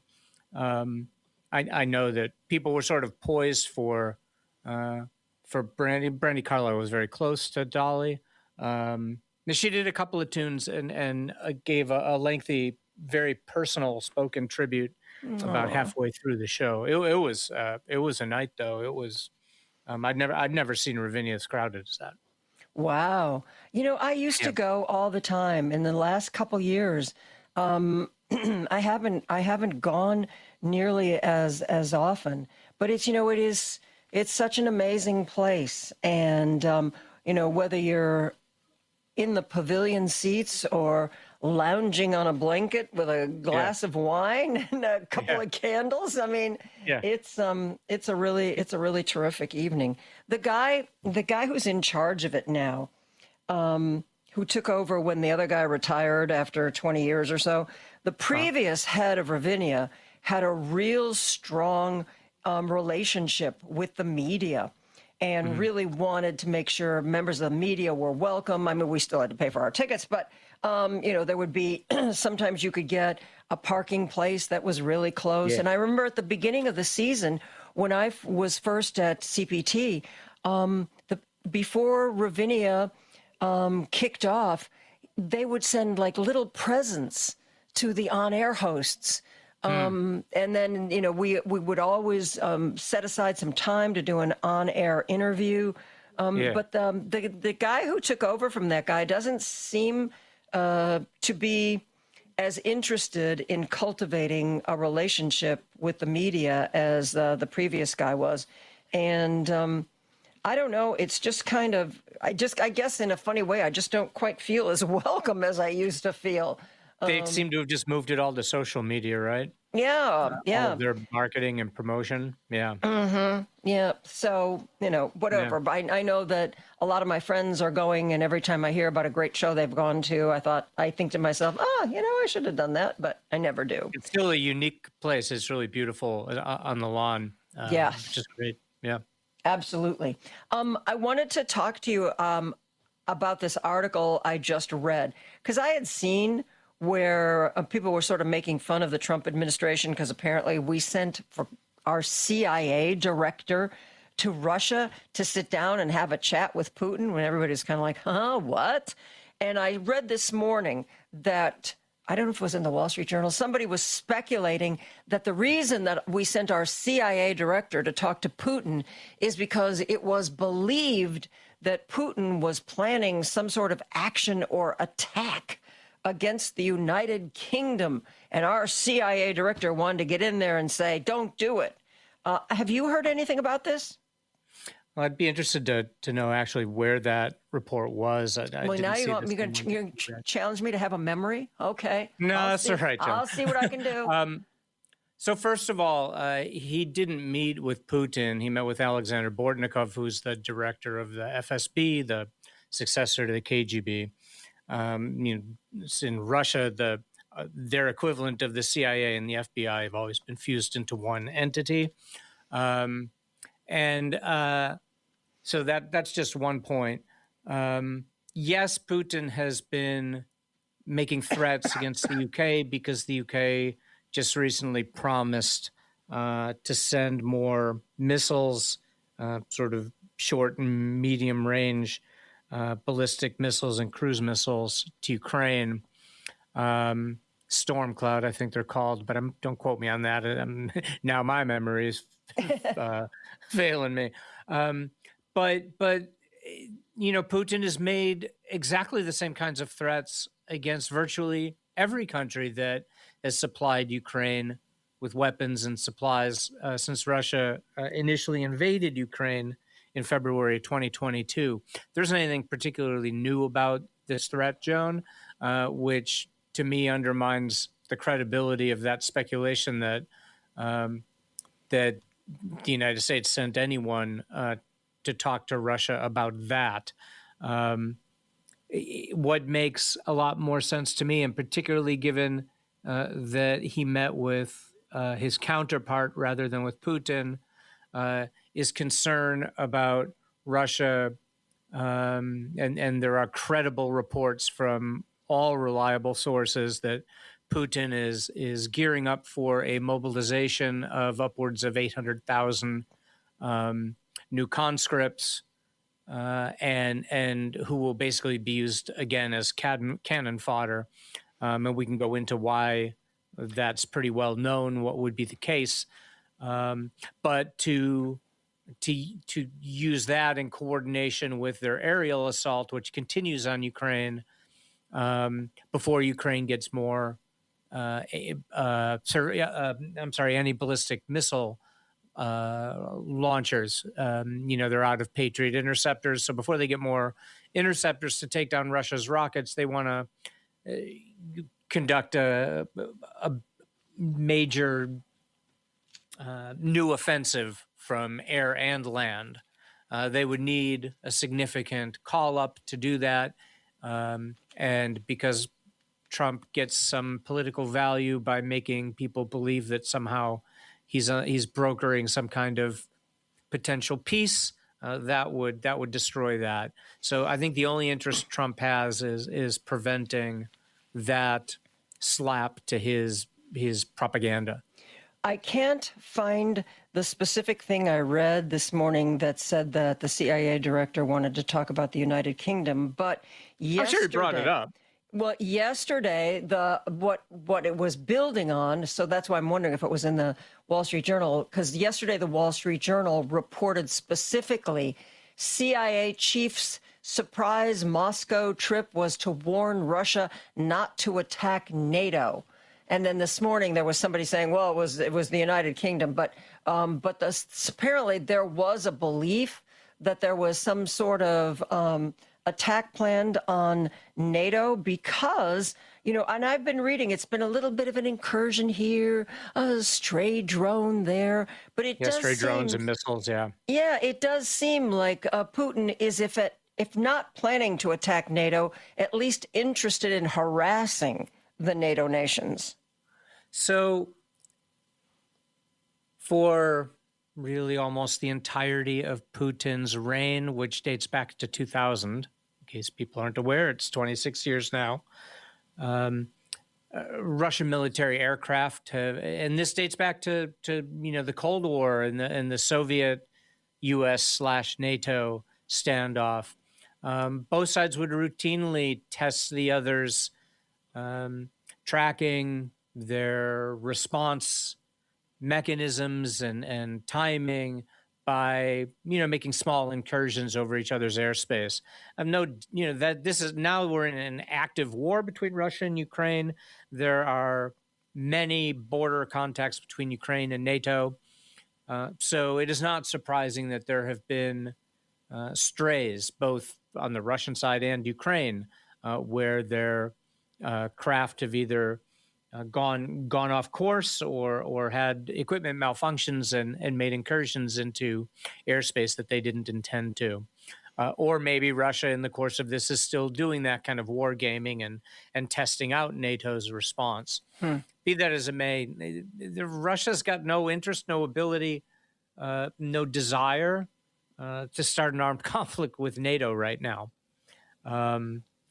But it does send a signal that due to Trump's voluntary war against Iran and the depletion of U.S. and in particular for weaponry, ammunition, ballistic missile defense, and the like, cruise missiles, Russia might be flexing its muscle that way, but Russia's interest is in trying to somehow salvage something out of the mess that it's created in Ukraine.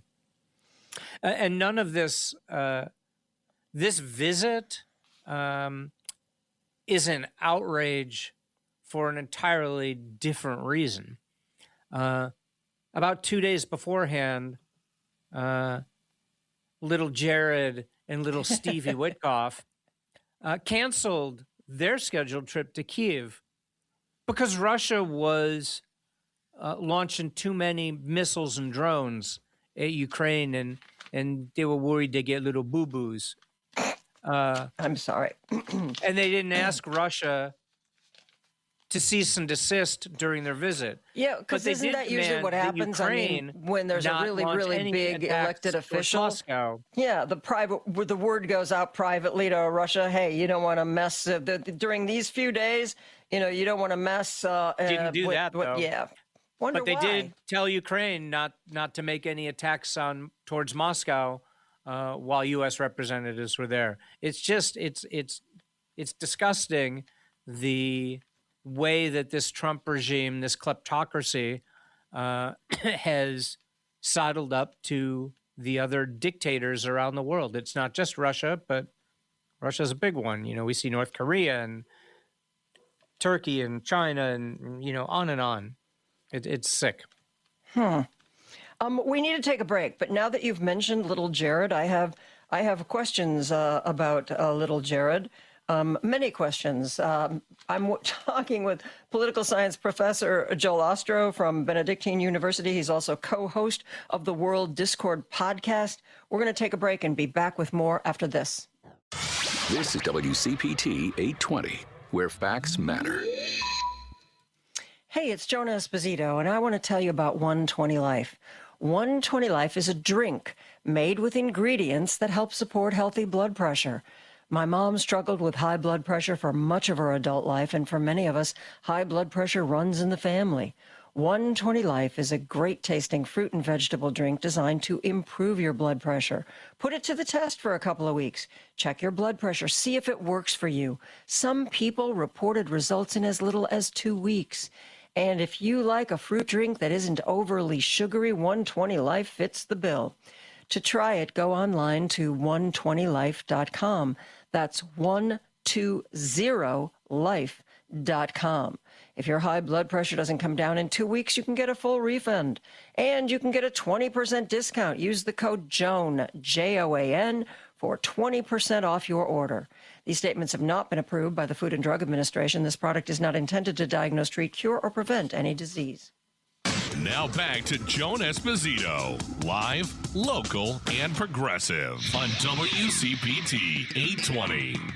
I'm talking to political science professor Joel Ostrow from Benedictine, and a little bit of a tangent here because you mentioned Jared Kushner. Two things that have been on my mind that have been in the news.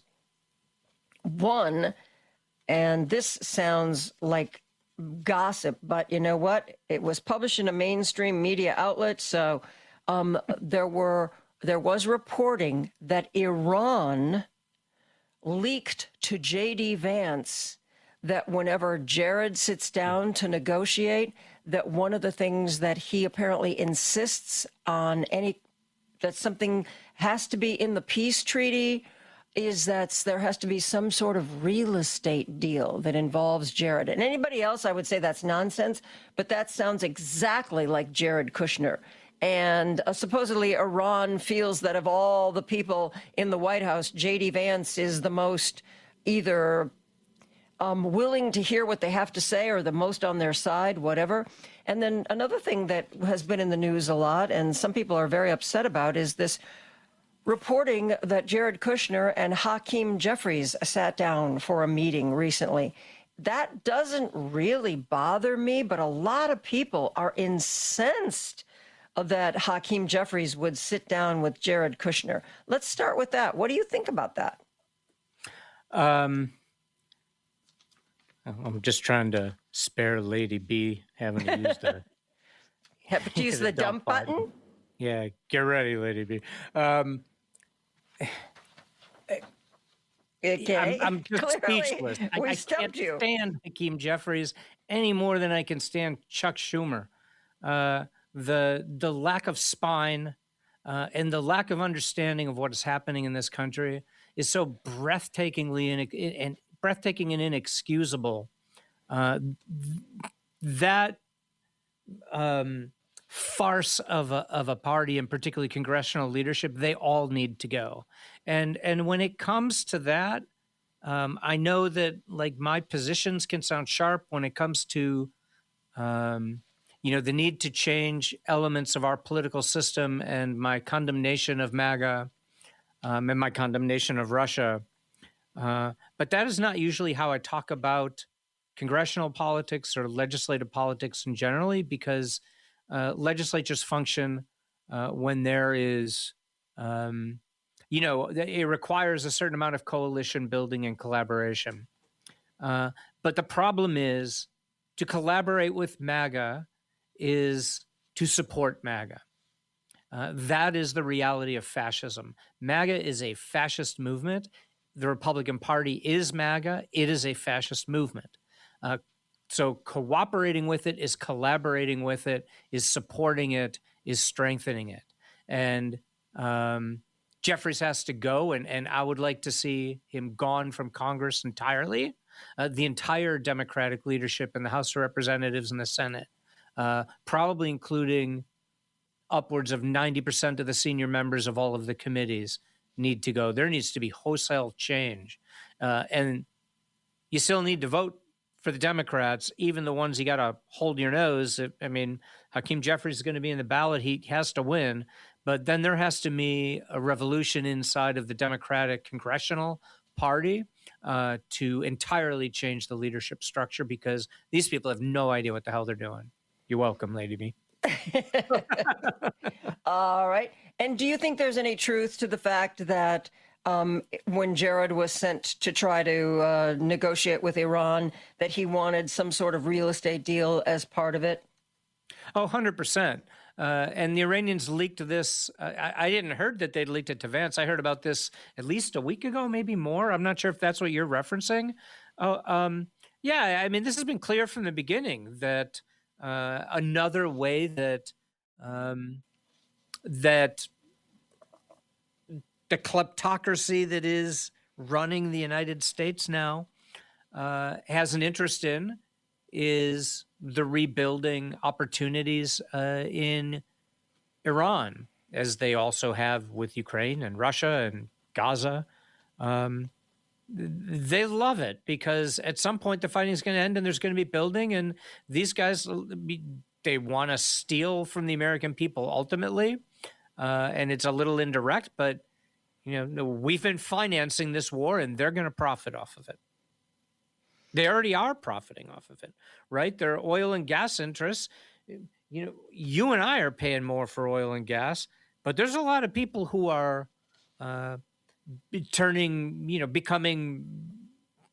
reaping hundreds of billions of dollars in investment profit and direct profit off of our higher costs. And they love this war. You telling me the Kochs want lower prices on gas? Hell no. That's where they make their money. They don't want lower prices on gas. MAGA doesn't want lower prices on gas. A lot of the people who vote MAGA, who are voting against their interests, do. But the people they're voting for, they want higher gas prices because they make money off of it. Okay, I get that, which is also, why after COVID was over and the supply chains started moving again, there didn't seem to be a lot of federal pressure for grocery prices to be returned to their pre-COVID levels. And I remember there was even a former, I think it was retired or he'd quit, vice president from Kellogg's who testified on Capitol Hill and said, are you kidding me? We're making all this money and you think we're just going to what? As long as people aren't boycotting our products, which clearly they're not, why should we return the prices to what they were before? Right, and that's why there was moved to raise the federal minimum wage, because that's another way to, right? It's inflationary, but it balances out the higher costs. So that was part of it, and the infrastructure bill and other sort of job-creating expenditures to get us out of COVID, the COVID economic crisis, which under Biden, the United States did better than really any other country in the world. That was how they approached it. Yeah.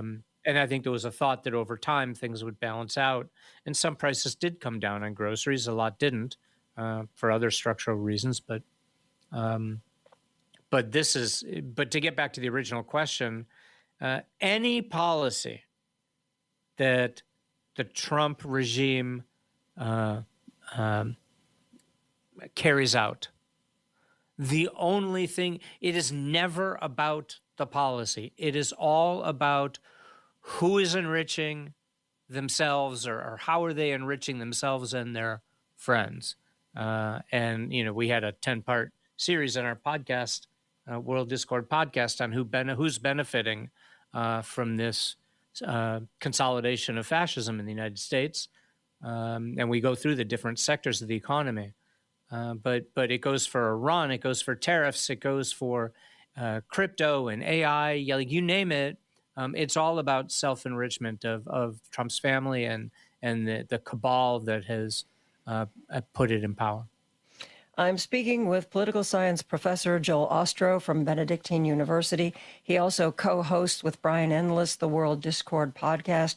When we come back, Joel, I want to talk about that text you sent me about a decree that Putin signed about 3 days ago and what it was and the ramifications.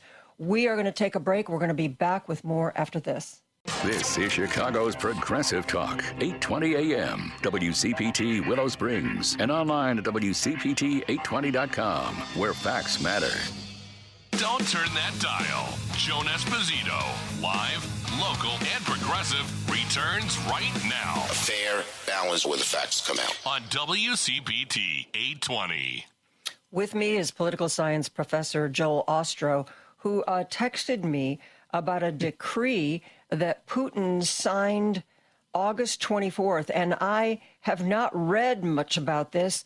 Joel, tell us what the decree was and what it will do. So I wrote about this long before when I wrote my book on the consolidation of dictatorship in Russia under Putin. There is no such thing as private property. And in the United States of America, we're aiming in the similar direction. And I argued back then that there was no such thing as private property in Russia because the state would seize your assets if it decided that you would become an opponent of the regime. So I mentioned that in the United States because you look at how Trump is attacking the media, attacking universities, attacking law firms, attacking anyone who he thinks is critical or doesn't like him, and harms them economically and demands payment. And he is taking control of various businesses. But getting back to Russia, this decree authorized the Russian government to seize, quote, critical infrastructure facilities that failed to adequately protect their assets from Ukrainian attacks. And the definition of critical infrastructure facilities are, I hope you're sitting down, fuel, energy, industrial, communication, utilities, transport, or essential services and goods, and especially allows the Kremlin to seize any enterprise of its choice, leaving the entirety of the Russian economy vulnerable. Okay, what does this mean in English? Let me give you an example. Suppose Trump launches a war against Canada, sends the military, invades, and tries to take it over. Canada, smaller population, fewer weapons, smaller military, turns to asymmetrical means and develops a drone campaign and starts hitting, CVS stores, or because they maybe supply bandages to soldiers, or going after oil depots, Amazon facilities. And then Trump said, you're not protecting your facilities against these drone attacks. What this decree says is that Amazon and CVS are responsible for protecting themselves from military attack from a foreign country. And if they don't do so, which they can't, the government can seize it. That goes for banks as well, by the way. Okay, has the government acted on this? Russia's already routinely seized assets. The most famous was the first, Mikhail Khodorkovsky, who was the wealthiest man in Russia, who was the only of the very wealthy who was paying his taxes, got arrested for tax evasion, and had his Yukos oil company seized by the Russian government, and it became effectively a state-run company because then Putin put one of his buddies in charge of it, and off he went. This happens routinely and has, but now this is war-based and much more sweeping because the wild berries was nominally a private business, but you can't run any large corporation or financial institution in Russia unless you have approval from the Russian president. That was my point about lack of private property. You can't run a company anywhere in that country, a company of any size, without the blessing of the Kremlin. But now those companies are going to lose that blessing if somehow they're not successful in protecting themselves against Ukraine's attacks. So it's so their perverse, fault. the It's language their of that responsibility. Huh? It's the companies, it's Wildberry's responsibility to make sure there are no more drone attacks? If they, quote, fail to adequately protect their assets, including against drone strikes, end quote, the government can seize their assets. Well, isn't it the government's job to keep them safe? But the government doesn't have a job because the government does whatever it wants. That's what dictatorship is. And that's what we're moving towards in this country. I know the other thing I think we were going to talk about was what I now call the fascist courts ruling, basically saying that free and fair elections are no longer important on the territory of the United States of America. Were you referring to the mail-in ballot ruling, or correct. which another one? Correct, that one. Yeah. Because elections to federal office, meaning Congress, Senate, presidency, how those elections are conducted, according to the Constitution of what used to be the United States of America, the states run those elections. The federal government, by the Constitution, it is plain standard written English, Joan, does not have a role in the organizing or conduct of those elections other than to state the date of presidential elections as the first Tuesday after the first Monday in November every fourth year. You know, I was talking earlier this week with an expert on the Supreme Court, and I asked that very question. What is all this about, since the elections are supposed to be the purview of the states? And he said, you're exactly right. And the way the Trump administration is trying to, circumvent the law is by saying, well, what they're actually ruling on is the way the post office behaves. And the post office is a federal agency. So that's why we can interfere. And I understand. I think that not just Alito, but I think John Roberts is also a white supremacist in his heart of hearts. 100%. But, it's one thing to do things that, gut the Voting Rights Act. Okay, you hate black people. I get it. But this is undermining the very way this country functions. And what I don't understand is, sure, fine, you think somehow that's getting you closer to your goal, fine. But they don't seem to understand the big picture. They keep moving in this direction, and they are going to basically put themselves all out of a job. They are going to become an afterthought. Rich is the way to end that footnote. sentence, Joan. They're going to become richer. That's the way you end that sentence. That's what they're going to become. They do understand. They are step by step, plank by plank, destroying democracy in the United States of America. We are so far down the road. I'm going to sound like a broken record, right? And I've been saying, November's not going to save us. The Supreme Court issues that decree, right? Or whatever, that ruling that whatever. They don't strike down Trump's executive order about mail-in ballots. Okay, so they let that stand. Not a single call for protest. Not a single call to take to the streets. Not a single call for millions of people to march on Washington and surround Congress and the Supreme Court until they restore democracy to the United States. Where is that? Where is Barack and Michelle Obama? Where are Bill and Hillary Clinton? Where are the Bushes? George Bush and Laura? Who care about democracy in this country? Yeah. They're silent, and I'm going to make Lady B hit a button again. So, well, we certainly can't have that. Drives me nuts. Yeah, and I keep thinking to myself, what will be the line? What will be the line that we finally decide we can't cross? And every time I think we crossed it so long ago, and every time I think there's a line, it seems like there's not a line. When they're snatching people off the streets and disappearing them, and the American people shrug and say, "It wasn't me." Mm-hmm.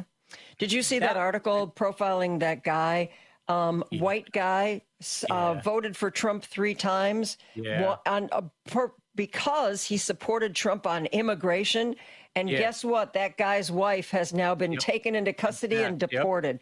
And it was, but she was white. She wasn't supposed to be one of the ones they touched, Joel. And it was supposed to be the ones with criminal records. Ha ha ha! You mean the black and brown people? But his wife was white, and he was married to her, and she had applied for a green card, but she hadn't gotten it yet. And this wasn't supposed to happen. This wasn't what he voted for 3 times. No. Yeah. And, I said at the time that the shooting of, was her name Robin Good? Or the two in Minneapolis? And Alex Preddy, yeah. And Alex Preddy. Yeah, a trial balloon. Oh, we can kill them and they're not going to pour into the streets. People did in Minneapolis, of course, right? But nobody in St. Louis went into the streets. Nobody in New York went into the streets. Nobody, a couple thousand, right? And none of the so-called activist, resistance organizations, why aren't we getting text messages? Get out of bed and go into the streets to protest this. They've got all of our cell phone numbers, Joan. Really? Why aren't we getting the alert, right? Like they had this figured out in Tunisia in 2012. Why aren't we getting text messages to protest? What do you think will happen if, as Congressman Jim Himes predicts, that once on election night, when Donald Trump sees the Congress slipping through his fingers, sees his sworn enemy, John Ossoff, seemingly coasting to victory in the Senate, and Jim Himes says that's when Donald Trump is going to go on television and say that he's got information that, the machines were hacked or there's been undue foreign influence. Therefore, he's negating the election or canceling the election or confiscating all the election materials. Do you think that will be the line? I almost think it's too late at that point. I think Himes is accurate to a point, but I think let's just call it what it is, atrocities will come before ballots are being counted. The atrocities will come as people are going to try to vote. You mean like ICE or the National Guard? What specifically do you see happening? The January 6th goons who've been armed. ICE, they've got them deployed around the country. I'll just redeploy them. I don't know. I think that would take too much organization. I really do. I think it's going to be something that Trump has more direct control over rather than just release the Kraken. I think it'll be something that he's either going to order ICE in or order the National Guard in or this is my big fear, order the FBI to show up at the places where ballots are being counted and confiscate election materials. It's not an either or, Joan. All of the above. And in some places, probably military reserve units or military, because what have they seen? With the worst of the worst, the most questionable in terms of legality, ICE, police everywhere in the country are protecting and supporting them, not the citizenry. In every city, in Minneapolis, just yesterday, it happened again. Yeah. The police are supporting ICE. They're supporting, and in that case, in Minneapolis, it was one of those pardoned January 6th organizers. There was a protest when he was trying to get, I forget what, they were doing a demonstration, and then there were counter protesters. A fight broke out. The police arrested the Minneapolis citizens and escorted the goons out to safety. That's the Minneapolis police. Again, in the Wall Street Journal. Over and over again, Joan. The police support the white supremacists around the country. It's awful to say, and I'm not one of these abolish the police. Most cops are still trustworthy and good, but as an institution in almost every city, I don't know. Yeah. I like believe I said, my the Wall Street eyes. Journal I know was, it happened on January 6th because I saw it. I know that people died of COVID because I saw the videos of the hospitals. I see this. Mm-hmm. It's happening. So why can't he can deploy whoever he wants to the polling places? Because he knows the police, they're not going to clear those guys out of the way. They're going to clear the voters away. Let's hope you're wrong about that. I do think there are definitely police that support ICE, but let's hope that the vast majority of them just do their job. We need to take a break, Joel. I'm talking to political science professor Joel Ostro. We will be back with more after this. You're listening to WCPT 820 because facts matter. Are you interested in buying a home? Maybe somebody in your family has recently died and you want to buy a home that's part of the estate. That can get really complicated, so I strongly urge you in that case to call Team Hochberg. By the way, as we've told you before, they have nearly 800 five-star Google reviews. Cindy's a good example. She inherited her mom's home when she died. Cindy had been living with her mom, serving as her mom's caregiver, wanted to buy the home, so she called Team Hochberg for a free consultation. David helped Cindy get a mortgage to buy the home from her mother's estate, but it also allowed Cindy's sister to get her share of the equity. David helped Cindy get a mortgage so she could buy her mom's home and so her sister could receive her portion of the estate. Death, as you know, can be overwhelming, and if it's part of the situation with properties and who gets them and who can buy them, it can be wildly complicated. So call the expert, David Hochberg, 855-563-2843, or go online, 56david.com. Team Hochberg's helped me and lots of CPT listeners, but you've got to make that call. 855-563-2843, or go online, 56david.com. ACM Equal Housing Lender, NMLS 643114. Joan Esposito, live, local, and progressive. Every weekday afternoon from 2 to 5 p.m. on WCPT 820. With me is political science professor Joel Ostro from Benedictine University. He and Brian Endless do the World Discord podcast. I actually got to see Joel in 3 dimensions recently. We were both invited by Brian Endless to a dinner where the guy who was the person the movie The Hotel Rwanda was based on was present to talk. And not only did he defend people who were in danger of being slaughtered in Rwanda during the genocide, but a few years later, he was taken into custody by the new Rwandan government and thrown into prison. And luckily, the word got out that that's what had happened. And Brian and others spent, was it over 2 years, wasn't it, Joel? 2.5 years. Yeah. Keeping the story in the news, keeping the pressure on. And Brian said that eventually Secretary of State, I believe it was Anthony Blinken, wasn't he the one? Yep, Blinken. Who met with the Rwandan president and basically said, you want our continued support? This guy's got to be released. I know his first name is Paul. I don't know how to pronounce. Say it again. Kagame, Kagame. Kagame. He's the same guy who ended the genocide, victorious leader of the Rwandan Patriotic Front. It was a long, long story, but the genocide in '94 came to an end when Kagame's troops prevailed and gained control over the capital. And he was the president, but I'm talking about Paul's last name. Paul Rusesabagina. There you go. That's why I can't say it. Yeah. So Paul was the managing director of a hotel, Mille de Collines, a Belgian hotel, and he provided sanctuary for over 1,200 Rwandans who managed to get in. And they were both Hutus and Tutsis. Correct. Hutu and Tutsi, yep.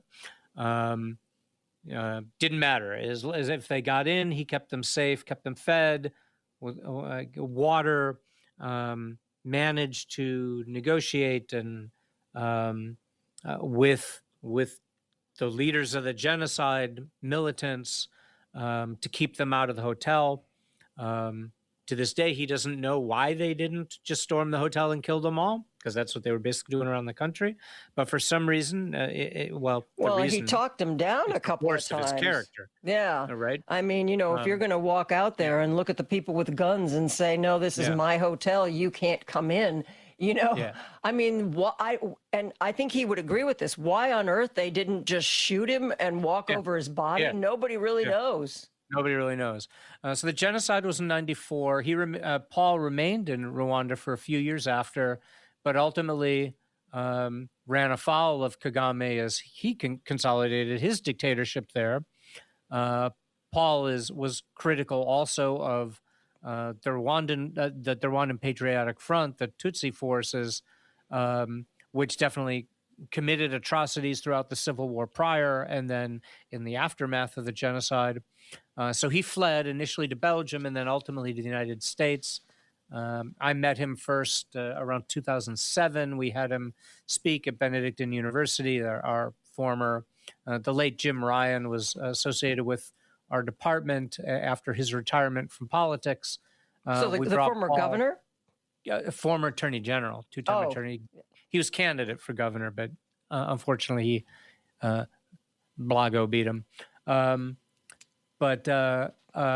I met Paul for the first time then, and he had a foundation to try to support particularly Rwandans in exile, but also keep up the pressure or to try to get pressure on the outside world to stand against Kagame's dictatorship, which is a murderous dictatorship. So, Kagame has henchmen around the world spying on and trying to take out those who are critical of that regime.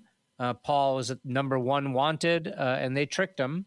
He thought he was going to Burundi, but the plane went to Rwanda instead, and they kidnapped him off the plane and tortured him for 2.5 years until the U.S. managed to finally step in and get him freed. Much too late, but better late than never.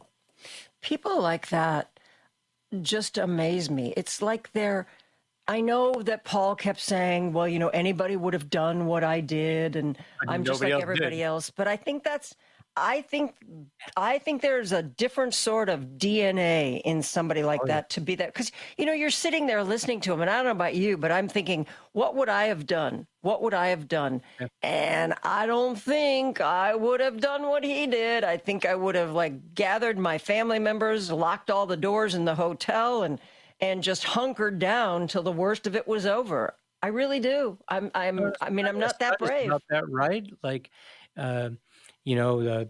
The Stanford Prisoners Project, the Milgram experiments. They were trying to figure out how ordinary Germans committed the genocide, the Holocaust during the Second World War. There were very few Schindlers. There are very few heroes, and most people comply. And on a much different scale, unfortunately, that's what we see unfolding here as well. I was thinking before the last break, Joan, getting back to what we were talking about before. Last summer when the ICE was in the news and violently snatching people off the streets, and there were protests out in Chicago, I believe in one of those discussions, I said, well, next summer they're going to be back and taking people, and I doubt there's going to be protests. And here we are. I know we only have a couple minutes left, but I think the most dangerous job in the United States of America in November is going to be a journalist or a lawyer trying to cover the elections on Election Day. If it were me, I'd be in a bulletproof outfit and maybe have armed guards with me, because I think that's how they get away with it. They're going to prevent coverage and that's how Putin did it, right? They're going to silence anyone who can silence the truth tellers. Yeah. And one of the people I know, otherwise they can't get away with it, that we both like to listen to and follow is Timothy Snyder, who has been sounding warnings since for a very long time now. What about this in particular more recently? I still get to be Dr. Doom and Gloom. He's catching up. Tim's catching up. He really is, and it really scares me. He really is. It's almost like a part of him has, I don't know, is it too harsh to say a part of Timothy Snyder has given up? He seems to have made his peace with the fact that we're all going to hell. I'm despondent as well, because Like if we weren't in the streets last summer, when are we going to go? Right? What?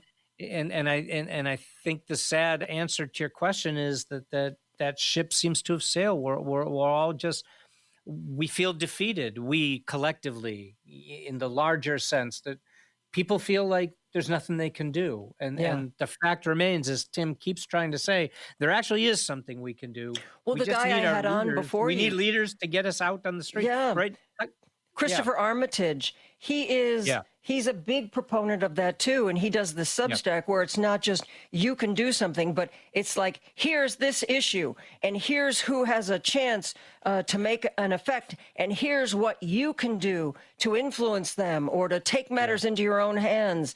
That's the kind of advice we need right now. Not just, hey, this horrible thing might happen, and boy, oh boy, are you in bad shape if it does. But the opposite of, you have the ability to be involved and make a difference, and I think that's what we need.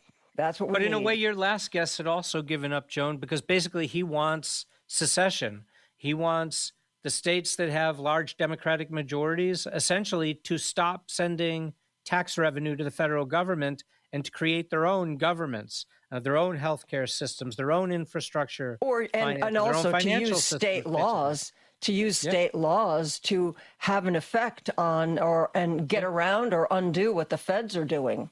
But that's going to require money, and that's going to mean preventing any individuals or businesses within their borders from sending money to the federal government, right? One way or another, like the solution to this is to shut down the economy. That's the only way to topple a regime.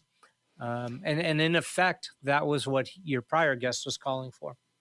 Political science professor Joel Ostrow, thank you so much for being here. You tried to reclaim your title, but I don't think you were 100% successful. So you're going to have to give it a better effort next time around. Yikes. Thanks for having me on, Joan. Always. That's going to do it for me. Patty Vasquez is still off. So she is going to have Elliot Serrano and Ken Mejia Beal fill in for her again. One of the people they're talking to is Greg O'Neill from the Q-Force Midwest Action Group. Action. That's what we need.